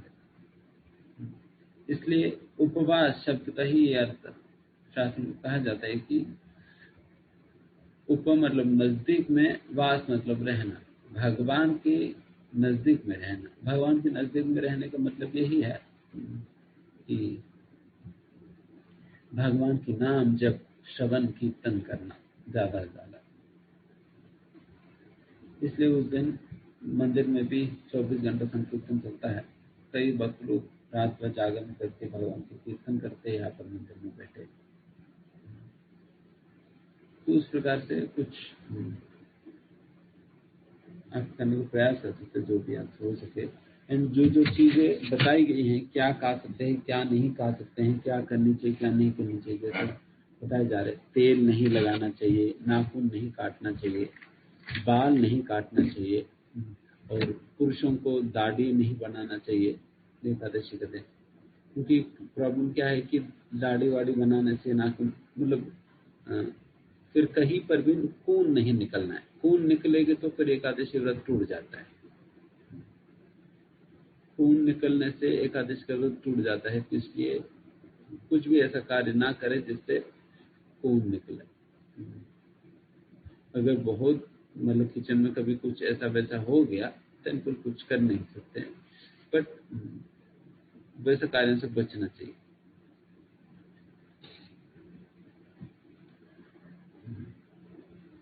और शहद कई बार लोग दवाई के अंतर्गत शहद वगैरह उपयोग करते हैं। शहद उपयोग नहीं करनी चाहिए। इसलिए मंदिर में भी जब भगवान की अभिषेक करते हैं, वैसे तो प्रतिदिन भगवान का अभिषेक के अंतर्गत पंचामृत से जो अभिषेक करा जाता है तो उसके अंदर शहद वगैरह भी होता है, बट एकादशी के दिन तो शहद सचेत होकर डालते नहीं। तो उस प्रकार से शहद भी हम कई बार दवाई वगैरह के साथ लेते हैं, उस दिन ध्यान रखें कि नहीं ले। एंड कई बार भक्त लोग ये भी पूछते प्रभु जी एकादशी के दिन दवाई ले सकते हैं या नहीं। तो इसका यही है, अगर आपकी स्वास्थ्य बहुत बिगड़ेगी नहीं दवाई नहीं लेने से, बहुत ज्यादा प्रॉब्लम नहीं है, देन फिर मत लीजिए। अगर बहुत ज्यादा प्रॉब्लम हो जाएगी दवाई नहीं लेंगे तो देन ठीक है, फिर आप ले लीजिए। एंड व्रत भी हमें ऐसा पालन करनी चाहिए ताकि हम अपने मन भगवान पे लगा सके। ऐसा नहीं कि दिन भर बेड पे लेटे रहे, प्रभु जी क्यों लेटे, प्रभु जी बहुत कमजोरी लग रहे हैं, प्रभु सुबह से कुछ खाया नहीं पिया नहीं, प्रभु जी बहुत कमजोर पड़ गया, इसलिए लेता हूं। तो उपवास करके लेटकर फायदा क्या हुआ? तो बेहतर है पेट भर के खाओ, मुंह भर के नाम जप करो, उससे बेहतर यह है। पेट भर खा लो कोई दिक्कत नहीं, बट जप करो। फिर पेट भर खाकर भी सो गया व्यक्ति, प्रभु जी अभी क्यों सो गया? प्रभु जी इतना खा गया कि सोना ही पड़ा। तो वैसे भी नहीं करें। अल्टीमेटली हमें भगवान के संग में रहना है, तो उसके लिए जो कुछ भी उपयुक्त लगे आपको करिए। तो अगर बहुत आप कॉन्शियस होना पड़ रहा है, कई बार कई लोगों को बहुत उपवास करने से खाली पेट पे ना गैस बन जाता है, फिर सिर दर्द वगैरह करने लगती है, फिर वो व्यक्ति कुछ करता ही नहीं है दिन भर। तो मेरा ये सजेशन है कि वैसा उपवास का भी फायदा नहीं। ठीक है, आपको बहुत दिक्कत हो जाती है, खा लो, फल खा लीजिए, कुछ खा लीजिए, बट जब करो नाम लीजिए, श्रवण करिए, पठन करिए, इस प्रकार से समय को उपयोग करिए। लेटे रहेंगे, पेट पकड़कर बैठे रहेंगे तो फिर फायदा क्या है? पेट दर्द कर रहे हैं तो जी क्या करूं, तो वैसा कोई फायदा नहीं। क्योंकि हमारा लक्ष्य तो भूखे रहना नहीं, हमारा लक्ष्य तो उस प्रकार से प्रसाद बनाने का, खाने का समय भी बचत करके हम भगवान की सेवा में लगाना। इसलिए एकादशी के दिन हम सभी को यही रिकमेंड करते हैं कि अपना नॉर्मल डेली रूटीन जो होता है उसको बदल देनी चाहिए। बदलना मतलब जो भी आप कार्य उस डेली रूटीन से हटाकर आप इधर उधर कर सकते हो, आप करिए, ताकि उस दिन एकादशी के दिन आपके पास खाली समय रहे, फ्री टाइम रहे, ताकि आप भगवान की भजन में समय दे सके। उस प्रकार से हम अपना समय को रखनी चाहिए। अगर कभी कभी अगर हो सके आप छुट्टी ले लीजिए, आधा दिन छुट्टी ले लीजिए, 64 माला करिए। तो उस प्रकार से जब गंभीर होंगे देन फिर आपकी भजन पक्का होगी। शादी वादी में जाने के लिए लोग लेते हैं, तो एकादशी के दिन ले लीजिए छुट्टी, आधा दिन छुट्टी ले लिया, या कुछ एक्स्ट्रा टाइम छुट्टी ले लिया, ऐसा कुछ करके फिर वो टाइम आप उपयोग करके भजन करिए, जब तो उसमें ज्यादा समय हम नाम जप वगैरह करने में हमें बिताना चाहिए। एंड जितने भी चीजें कहा जा रहे, अगर कभी एक बार ऐसे ही हुआ, प्रभुपाद जी के समय पे किसी ने प्रसादम बनाया, एकादशी प्रसादम, उसमें बाद में पता चला कि उसमें कुछ अनाज मिल गई थी। देन प्रभुपाद जी ने डांटा उन्हें, प्रभुपाद ने डांटा और प्रभुपाद ने कहा कि तुम्हारी वजह से सभी लोगों की एकादशी टूट गई, तुम्हारी वजह से सभी लोगों की एकादशी टूट गई। अभी हम सभी को वापस द्वादशी के दिन उपवास करना होगा। इसलिए जब अगर किसी का एकादशी व्रत छूट जाता है, एकादशी के दिन टूट गया एकादशी, देन फिर द्वादशी के दिन उपवास करना होता है। फिर वही व्रत द्वादशी के दिन हम करते हैं, सेम वही नहीं, देन फिर आपका एकादशी काउंट हो जाएगी। तो ये तरीका, अगर बाई मिस्टेक टूट गया देन फिर द्वादश के दिन हमें दोबारा उपवास रखना है। तो उस प्रकार से अगर कोई जो एकादशी पालन वगैरह जो हम कह रहे हैं, अगर ये करे देन ओबेसिटी की प्रॉब्लम वैसे ही खत्म हो जाएगी। कोई मोटा बन ही नहीं सकते, बनेगा नहीं, पतले रहेंगे।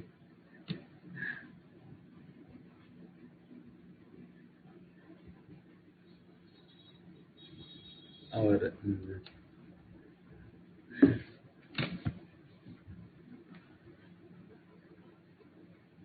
अगर जिनका वैसा हो सकता है, जिनको संभव है, देन वो लोग ऐसा प्रयास करिए कि फल पे अगर रह सकेंगे तो अच्छा है। केवल फल, और जो मतलब एक बार प्रोफेसर दादा को महाराज जी बता रहे थे बात कि कुछ भी पका हुआ नहीं ले, कुछ भी पका हुआ ना ले, जो कि हम गैस पे या आग पे हमने पकाया हो, उस प्रकार के आहार ना ले। एंड फिर हम कच्चा हम जो ले सकते हैं वो आप ले। उस प्रकार से कर सकेंगे तो आपकी बहुत स्ट्रांग एकादशी हो जाएगी, बिल्कुल नियम के अनुसार शुद्ध एकादशी हो जाएगी। बिकॉज वो कोई भी नियम टूटेगी नहीं। फिर बाकी जो कुछ भी पका हुआ कुछ खाने से कहीं ना कहीं थोड़ा बहुत डर रहता है। आज के समय पे लोग भी इतने चीजों को लेकर पॉलिश करना, ये करना, वो करना, सारा जैसे साबूदाना वगैरह भी। अभी रिसेंटली पता चला कि साबूदाना के अंतर्गत भी लोग कुछ अनाज की कुछ मिला दे रहे थे। दिन टूट जाता है। कई बार जैसा आप बंगाल की तरफ जाएंगे तो वहां पर टमाटर वगैरह नहीं खाते एकादशी के दिन, टमाटर वगैरह।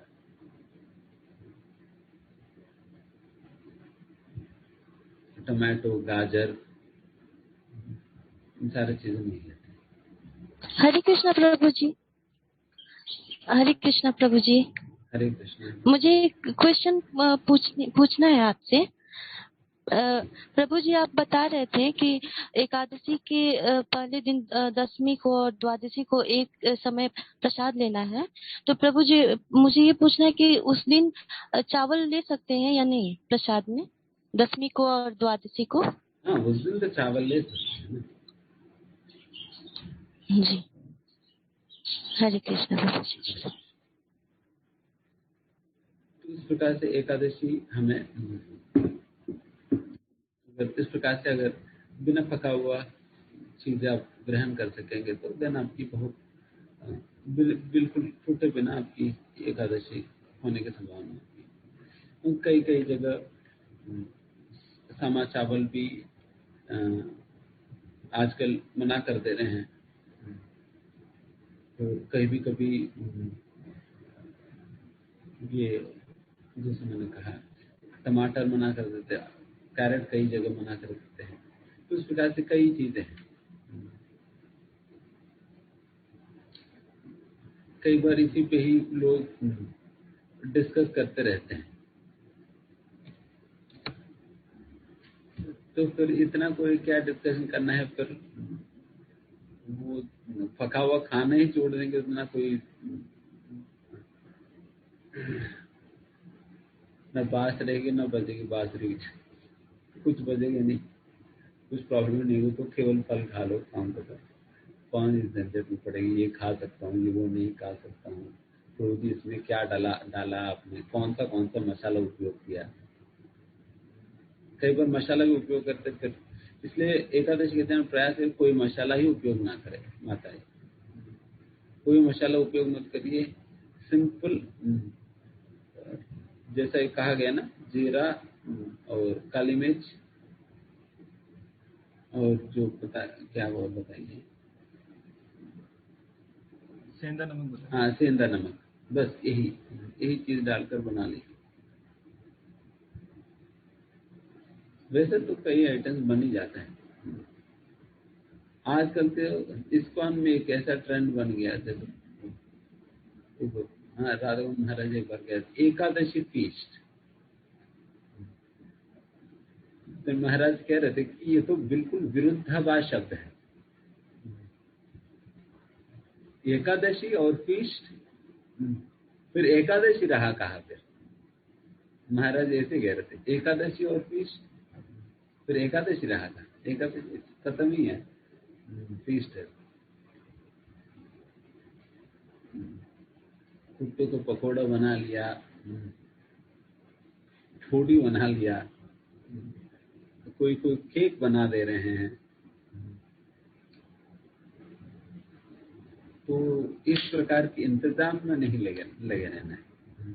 सरल से सरल रखिए और अच्छा से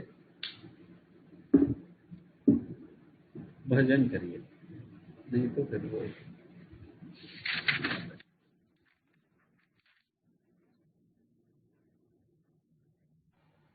वो सारे पॉइंट्स हमने कवर किया है।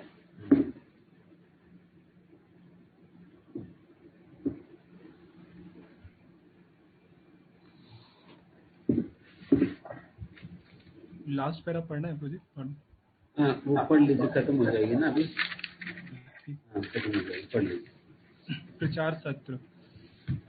ये असुर भगवान की इच्छा अनुसार उनके मुक्त सेवकों की कृपा से विभिन्न देशों में धीरे धीरे ईश्वर चेतना में परिशोधित किए जाते हैं। ईश्वर के ऐसे भक्त भगवान के अंतरंग पार्षद होते हैं, और जब वे समाज को ईश्वर विहीन होने के खतरे से बचाने के लिए आते हैं तो वे ईश्वर के शक्तिशाली अवतार, उनके पुत्र, उनके दास या उनके पार्षद कहलाते हैं। वास्तव में जो भगवत धाम जाने के इच्छुक हैं उन्हें चाहिए कि भगवान के सेवकों को भगवान के रूप में माने। भगवान के ऐसे दास महात्मा या तीर्थ कहलाते हैं, और वे विशिष्ट देश काल के अनुसार उपदेश देते हैं। भगवान के सेवक लोगों को भगवत भक्त बनने के लिए प्रेरित करते हैं। वे कभी ये सहन नहीं कर सकते कि कोई उन्हें ईश्वर कहे। यद्यपि श्री चैतन्य महाप्रभु प्रामाणिक शास्त्रों के निर्देशानुसार साक्षात भगवान थे, किंतु वे भक्त की तरह बने रहे। ईश्वर के दास ईश्वरी चेतना का प्रसार करने के लिए आते हैं। बुद्धिमान लोगों को चाहिए कि वे उनके साथ हर तरह से सहयोग करें। भगवान अपनी प्रत्यक्ष सेवा की अपेक्षा अपने दास की सेवा के लिए जाने से अधिक प्रसन्न होते हैं। सेवा किए जाने से अधिक प्रसन्न होते हैं। भगवान तब तक अत्यधिक प्रसन्न होते हैं जब वे ये देखते हैं कि उनके भक्तों को समुचित आदर हो रहा है, क्योंकि वे भगवान की सेवा के लिए सभी प्रकार के कष्ट उठाते हैं। अतः वे उन्हें अत्यंत प्रिय होते हैं। भगवद गीता 18वां अध्याय 39वां श्लोक में भगवान घोषित करते हैं कि उन्हें उस भक्त के समान कोई अन्य प्रिय नहीं है जो उनकी महिमा का प्रचार करते हुए अपना सर्वस्व संकट में डालता है। श्रीला भक्ति विनोद ठाकुर एक आदर्श गृहस्थ गुरु थे। वे अपनी पत्नी, पुत्र आदि के साथ रहते थे, इसलिए कोई भी गृहस्थ गुरु बनने के योग्य है। इसके लिए कुछ नियमों का पालन करना होता है। ऐसा सोचना सही नहीं है कि मैं गृहस्थ हूँ इसलिए मैं कृष्ण भावना अमृत का प्रचारक नहीं बन सकता। यह सबका कर्तव्य है। पूरा विश्व भगवान का ज्ञान न होने के कारण अज्ञानता से कष्ट पा रहा है। श्रील प्रभुपाद के प्रवचन में से संकलित।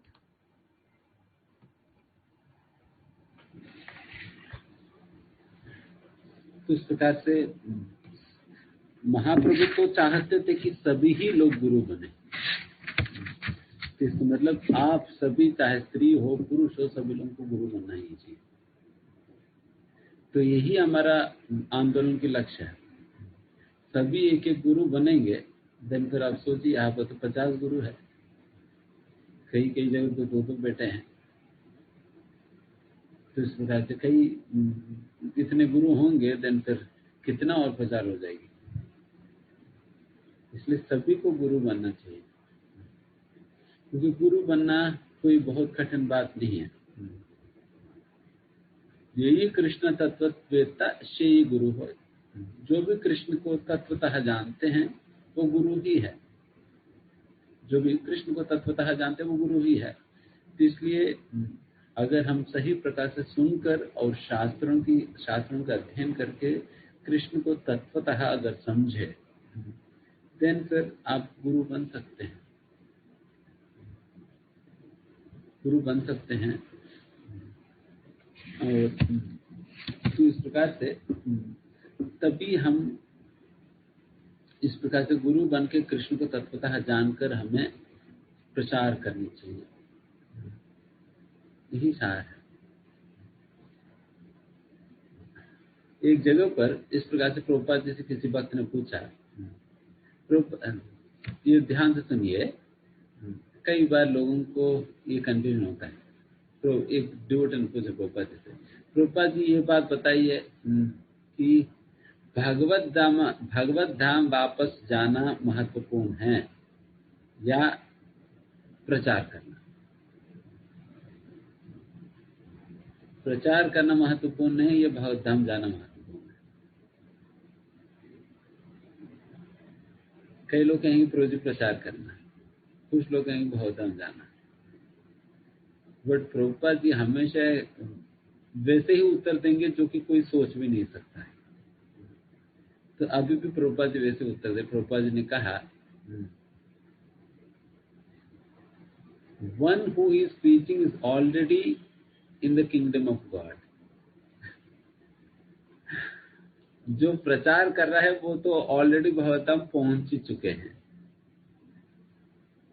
तभी भगवतम जाने को भी मना नहीं किया और दूसरी ओर प्रचार का महानता को भी कम नहीं किया। दोनों को मिलाकर प्रभुपाद जी ने ऐसा स्टेटमेंट दे दिया, कोई कुछ बोल नहीं सकता आगे। तो ये ट्रांसेंडेंटल इंटेलिजेंस है प्रभुपाद जी। इसलिए प्रभुपाद जी कोई बातों में,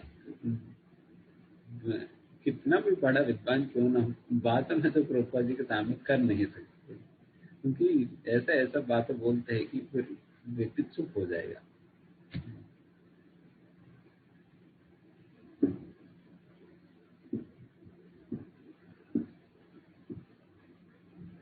तो उस प्रकार से preaching, one who is preaching is already with God, भगवान के साथ ही है।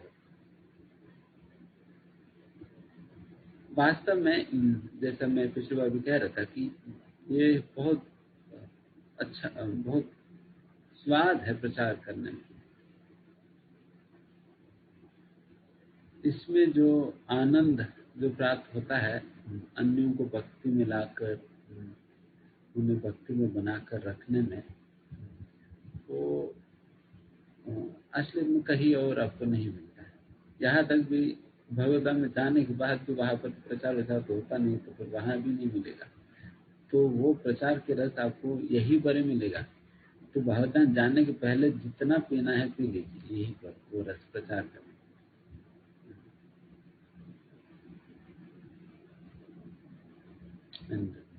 कई बार प्रभुपाद जी भक्तिनाथ महाराज जैसे लोग, तो फिर वो लोग, एक बार एक भक्त ने एक भी विशेष बात था, एक भक्त ने प्रभुपाद जी से पूछा, प्रभुपाद जी अगर मैं इस जीवन में भगवद्धाम नहीं आ पाऊं, क्या आप मुझे लेने आओगे?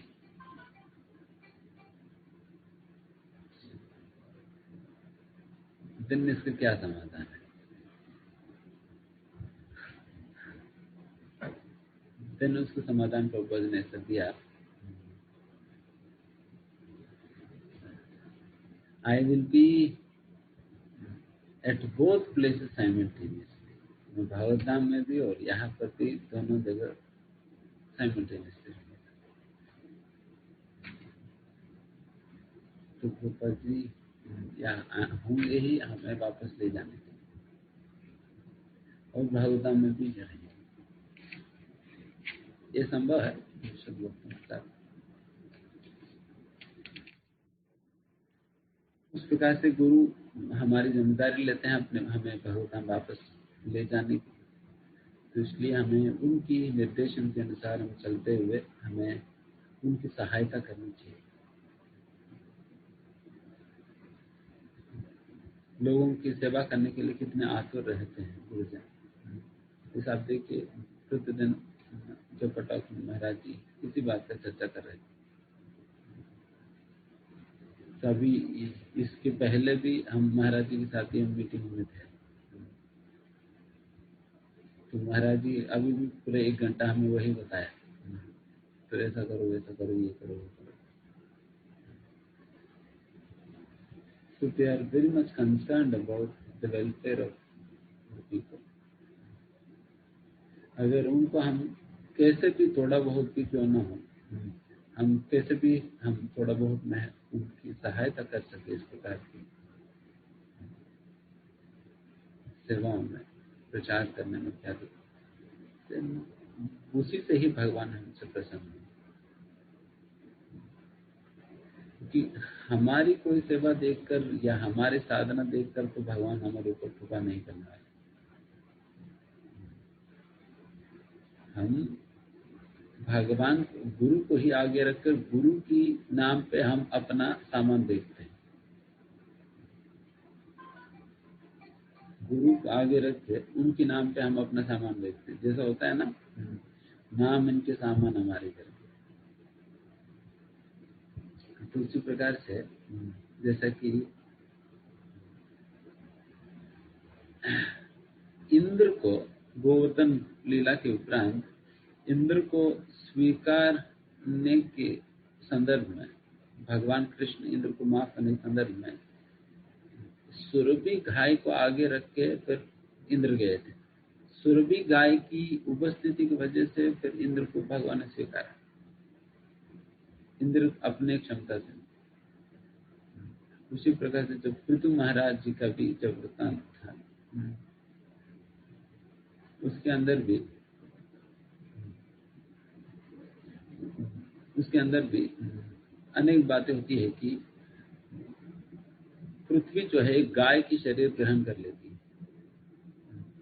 गाय की शरण ग्रहण कर लेती है, और फिर उस गाय को अनेक प्रकार की बछड़े दिखाकर, क्योंकि बछड़े है तो तभी गाय दूध देगी, बछड़े दिखाकर फिर गाय की दोहन करते थे पृथु महाराज। उस प्रकार से हमारे केस में हमारी बछड़ा जो है गुरु है, गुरु के लिए ही भगवान दूध देंगे, बट हम पिएंगे, हम पिएंगे।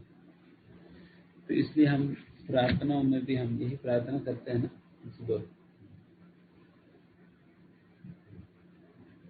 आपकी श्री चरण कमलों में हमारी यही प्रार्थना है कि आप अपने शुद्ध भक्त श्रील प्रभुपाद की प्रसन्नता के लिए हमारे ऊपर ऐसा कृपा करें। सीधा कृपा मांगने की अधिकार नहीं, कौन देगा, क्यों देगा, नहीं देने वाले भगवान। श्रील प्रभुपाद की प्रसन्नता के लिए भगवान हमारे ऊपर कृपा करेंगे। अच्छा, मैं इस प्रकार से कृपा करूंगा तो प्रभुपाद प्रसन्न होंगे, करके भगवान कृपा करते हैं। ठीक है, बेचारा ये प्रभुपाद जी चीज है, प्रभुपाद जी के अनुगत है, तो प्रभुपाद जी प्रसन्न होंगे अगर इनके ऊपर मैं कृपा करूंगा, देन फिर प्रभुपाद जी की प्रसन्नता के लिए हमारे ऊपर कृपा करते हैं, अन्यथा हम क्या। तो उस प्रकार भावना के साथ गुरु को हमें सहायता प्रदान करनी चाहिए प्रचार करने में, उनकी अंग बनकर हमें कार्य करनी चाहिए। जिस प्रकार से हमारा शरीर, सारा शरीर की अंग हमें संतुष्ट करने के कार्यों में लगी है, उसी प्रकार से हम सभी गुरु की अलग अलग प्रकार के अंग बनना चाहिए। कोई आंखें बनेगा, कोई हाथ बनेगा, कोई पैर बनेगा, कोई पेट बनेगा, कोई कुछ और बनेगा। तो इस प्रकार गुरु की अलग अलग प्रकार के अंग बनकर हमें गुरु की सेवा करनी चाहिए। ठीक है, फिर यहाँ पर हम समाप्त करते हैं। एंड जैसा हर बार महाराज जी ये बात कह ही रहे थे कि सभी लोग विचार करिए, आप लोग अभी के समय पे बाहर जो लोग बहुत दुख में हैं, उन लोगों की सहायता आप किस प्रकार से कर सकते हो सोचिए, और सभी लोग करिए। जहाँ जहाँ पर भी आप वॉलंटियर होकर सेवा प्रदान कर सकते हो। यहाँ तक भी किसी को इमोशनल सपोर्ट देना भी एक बहुत बड़ी बात है। जैसे मैंने पिछली बार भी बताया, अपने रिश्तेदारों को, फ्रेंड्स को और भी कोलीग्स को वगैरह कॉल करके आप एक इमोशनल सपोर्ट दे सकते हैं, स्पिरिचुअल काउंसलिंग दे सकते हैं, भगवान के विषय में कुछ सुना सकते हैं, समझा सकते हैं, उन्हें एक मानसिक धैर्य प्रदान कर सकते हैं। बिकॉज अभी के समय पे लोग मेंटली वीक होते जा रहे हैं भय के कारण, उसकी वजह से बीमारी बहुत जल्दी पकड़ रही है। इसलिए फिर आप मेंटल स्ट्रेंथ देंगे तो इनको लोग थोड़ा सा रहेंगे। अब सुन रहे तो फिर बाकी अन्यों को भी सुनाइए और उन्हें इंकरेज करिए कुछ प्रभुपाद जी की पुस्तकें वगैरह पढ़ने की अभी के समय पे।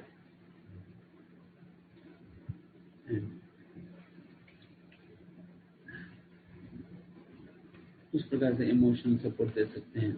और जो लोग जिनकी कहीं अलग जगह पर संपर्क है, डॉक्टर्स है या कोई डॉक्टर है, तो मेडिकल काउंसलिंग प्रदान करिए। और जैसे फूड पले प्रोग्राम भी चल रहे हैं, उसको भी आप लोग प्रमोट करिए, फिर अन्य को भी रजिस्टर करिए जिनको भी प्रसारण की जरूरत है, उनको कॉन्टैक्ट करने में, मंदिर के साथ संपर्क करने में वगैरह मदद कर सकते हैं। फिर उस प्रसारण प्रोग्राम को आगे बढ़ाने में भी जो भी आर्थिक सहायता आप लोगों की वजह से हो सकता है, आप लोग कर सकते हैं। और अन्य उनसे भी जो कराए जा सकते हैं कराइए। उस प्रकार से जो भी आपसे हो सके तन मन धन से आप लोग करिए। ठीक है, फिर यहाँ पर हम समाप्त करते हैं। मेरे को 4 बजे मीटिंग है फिर आगे।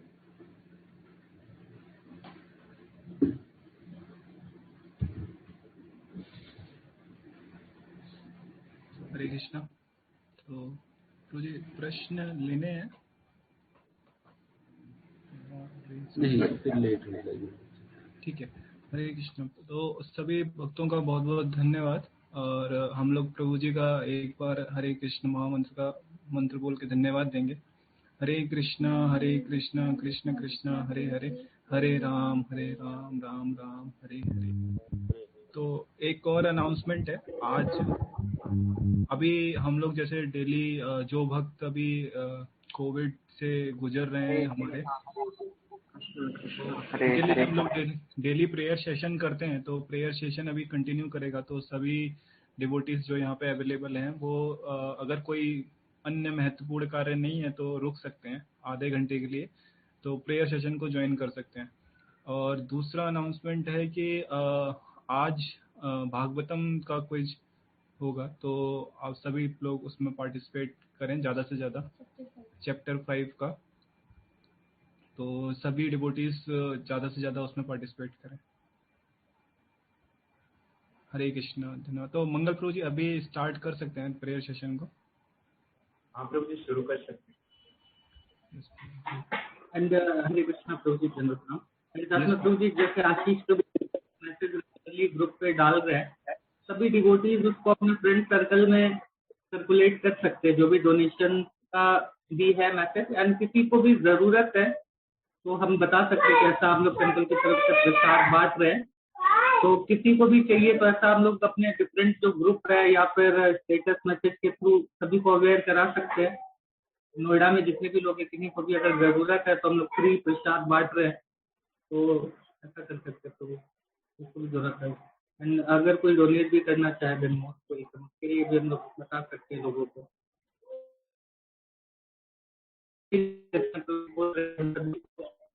दूसरों को भी मोटिवेट करना है, इसमें थोड़ा हेल्प करें। मतलब ये जो भी अगर कोई डोनेशन देना चाहते हैं तो ये उसके लिए डोनेशन भी दे सकते हैं फ्री फूड के लिए। एंड कोई भी कोविड पेशेंट या कोई भी जरूरतमंद है तो हम लोग उसको भी बता सकते हैं, तो उसको भी सर्कुलेट कर सकते हैं इस मैसेज को कि हम लोग फ्री में प्रसाद डिस्ट्रीब्यूट कर रहे हैं, तो अप्रोच कर सकते हैं वो।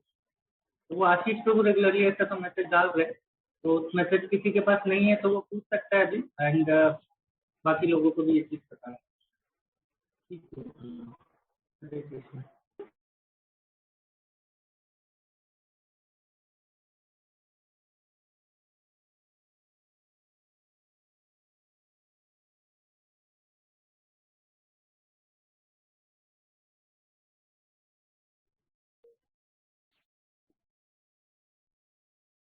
हरे कृष्णा।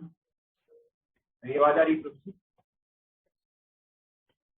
यस प्रभु जी, आवाज आ रही है। स्क्रीन शेयर किया है तो कोई वॉलंटियर शायद पढ़ सकता है।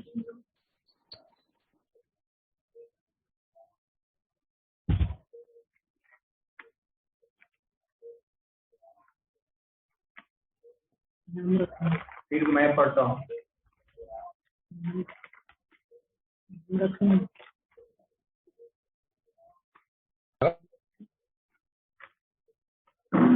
श्री नरसिंहदेव भगवान की जय। श्री नरसिंह कवच अष्टोत्तम ब्रह्मांड पुराण। नृसिंह कवचम वक्षे प्रह्लादेनोदितं पुरा सर्वरक्षाकरं पुण्यं सर्वोपद्रवनाशनं सर्वसम्पत्करं चैव सर्वमोक्षप्रदायकं ध्यात्वा नृसिंहं देवेशं हेमसिंहासनस्थितं द्विताश्च त्रिनयनं शरदिन्दुसमप्रभं लक्ष्म्यालिङ्गस्थौ वामाङ्गं विभूतिभिरुपाश्रितं चतुर्भुजं कोमलांगं स्वर्णकुण्डलशोभितं भुजशोभितुष्करं रत्नकेयूरमुद्रितं तत्प्रकाञ्चं संकाशं पीतनिर्मलवाससं इन्द्रादिश्रुमालिस्थ स्फुरन्नमायिक्यदीप्तिभिः विराजितपदगन्ध शङ्खचक्रादिहेतिभिः गरुत्मता च विनयात् अस्तूयमानमुदान्वितं सुहृद कमल संवासम कृत्वा कवचम पठेत् नृसिंह मे श्रिया पातु लोकरक्षार्थ संभवः सर्वगोपी संभवास भालं मे अस्तु ध्वनिं नृसिंह मे दृशो पातु सोम सूर्या अग्निनोचनः स्मृतिर्मे पातु नृहरि मुनिवर्य स्तुति प्रियः नासा मे सिंहनाशस्तु मुखं लक्ष्मी मुखा प्रियः सर्वविद्याधिपः पातु नृसिंह रचनां मम मम वक्रं पात्व इन्दुवदनः सदा प्रह्लादवन्दितः नृसिंह पातु मे कण्ठम् अष्टदभुप्राणाङ्कृत दिव्यास्त्र शोभितभुजो नृसिंह पातु मे भुजौ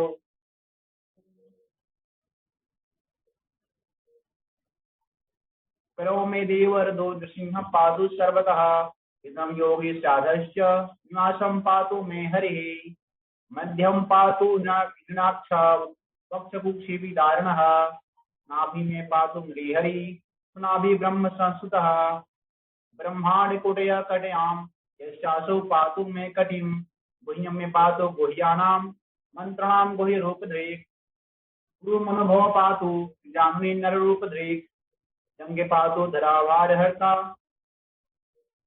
दोषा नृकेसरी राजपुरा पातु पादों में नर हरीश्वरः सहस्रशीर्ष पुरुषः पातु में सर्वशस्तुनुं भवग्रह पुरतः पातु महाविराग्रजो अग्नितः महाविष्णु दक्षिणे तु महाज्वालस्तु नैऋत्यौ पश्चिमे पातु सर्वेशो दृष्टि में सर्वतोमुखः नृसिंह पातु वायव्यां सौम्यां विष्णु विग्रह ईशानां पातु भद्रो में सर्वमंगलदायकः संसार भयदा पातु मृत्युर्मृत्युं नृकेसरी इदं नरसिंह कवचम प्रहलाद मुखमंडितम भक्तिमान्यः पठे नित्यं सर्वपापै प्रमुच्यते कुतवान् धनवान् लोको वानलोक दीर्घायुर्पजायते यं यं कामयते कामं तं तं प्राप्नोति संशयम् सर्वत्र जयमाप्नोति सर्वत्र विजयी भवेत् वयम्यन्तरिक्ष दिव्यानां गणानां विनिवारणम् ऋषिकोरग संभूत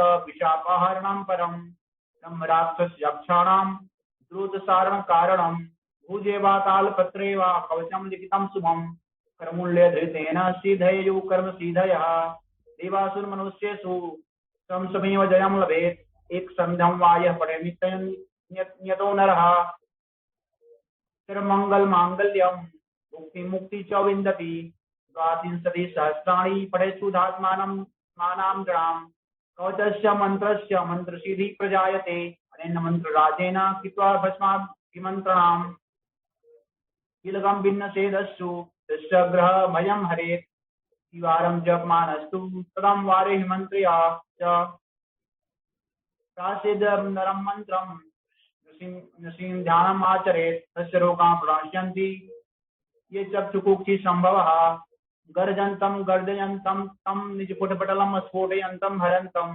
रूपयन्ता तापयन्तं दिविजितं क्षेपयन्तं क्षिपन्तं क्रन्दन्तं रोषयन्तं दिशिदिशक्रं संहरन्तं भरन्तं दीक्षन्तं घटयन्तं सन्निक्षवै दिव्यसिंहं नमामि।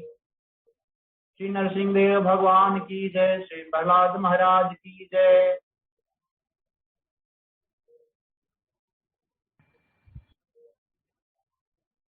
हरे कृष्णा। तो कोई नरसिंह आरती और कीर्तन कर सकता है? कौन करना चाहेंगे?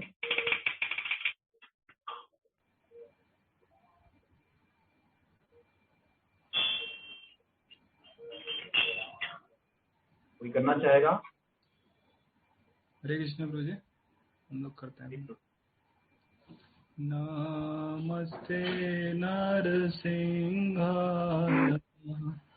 प्रहलाद लाद दाहिने हिरण्याकाशे पूर्वचः शीलटङ्कानकालाये चितो नरसिंहा परतो नरसिंहा यतो यतो यामि ततो नरसिंहा बहिर्नरसिंहा हृदये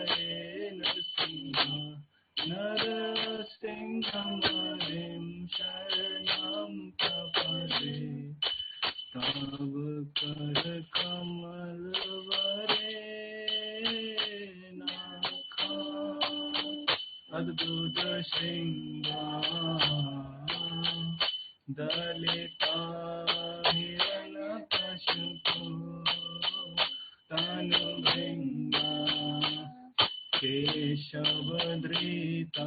नरहरि रूपा जय जगदीश हरे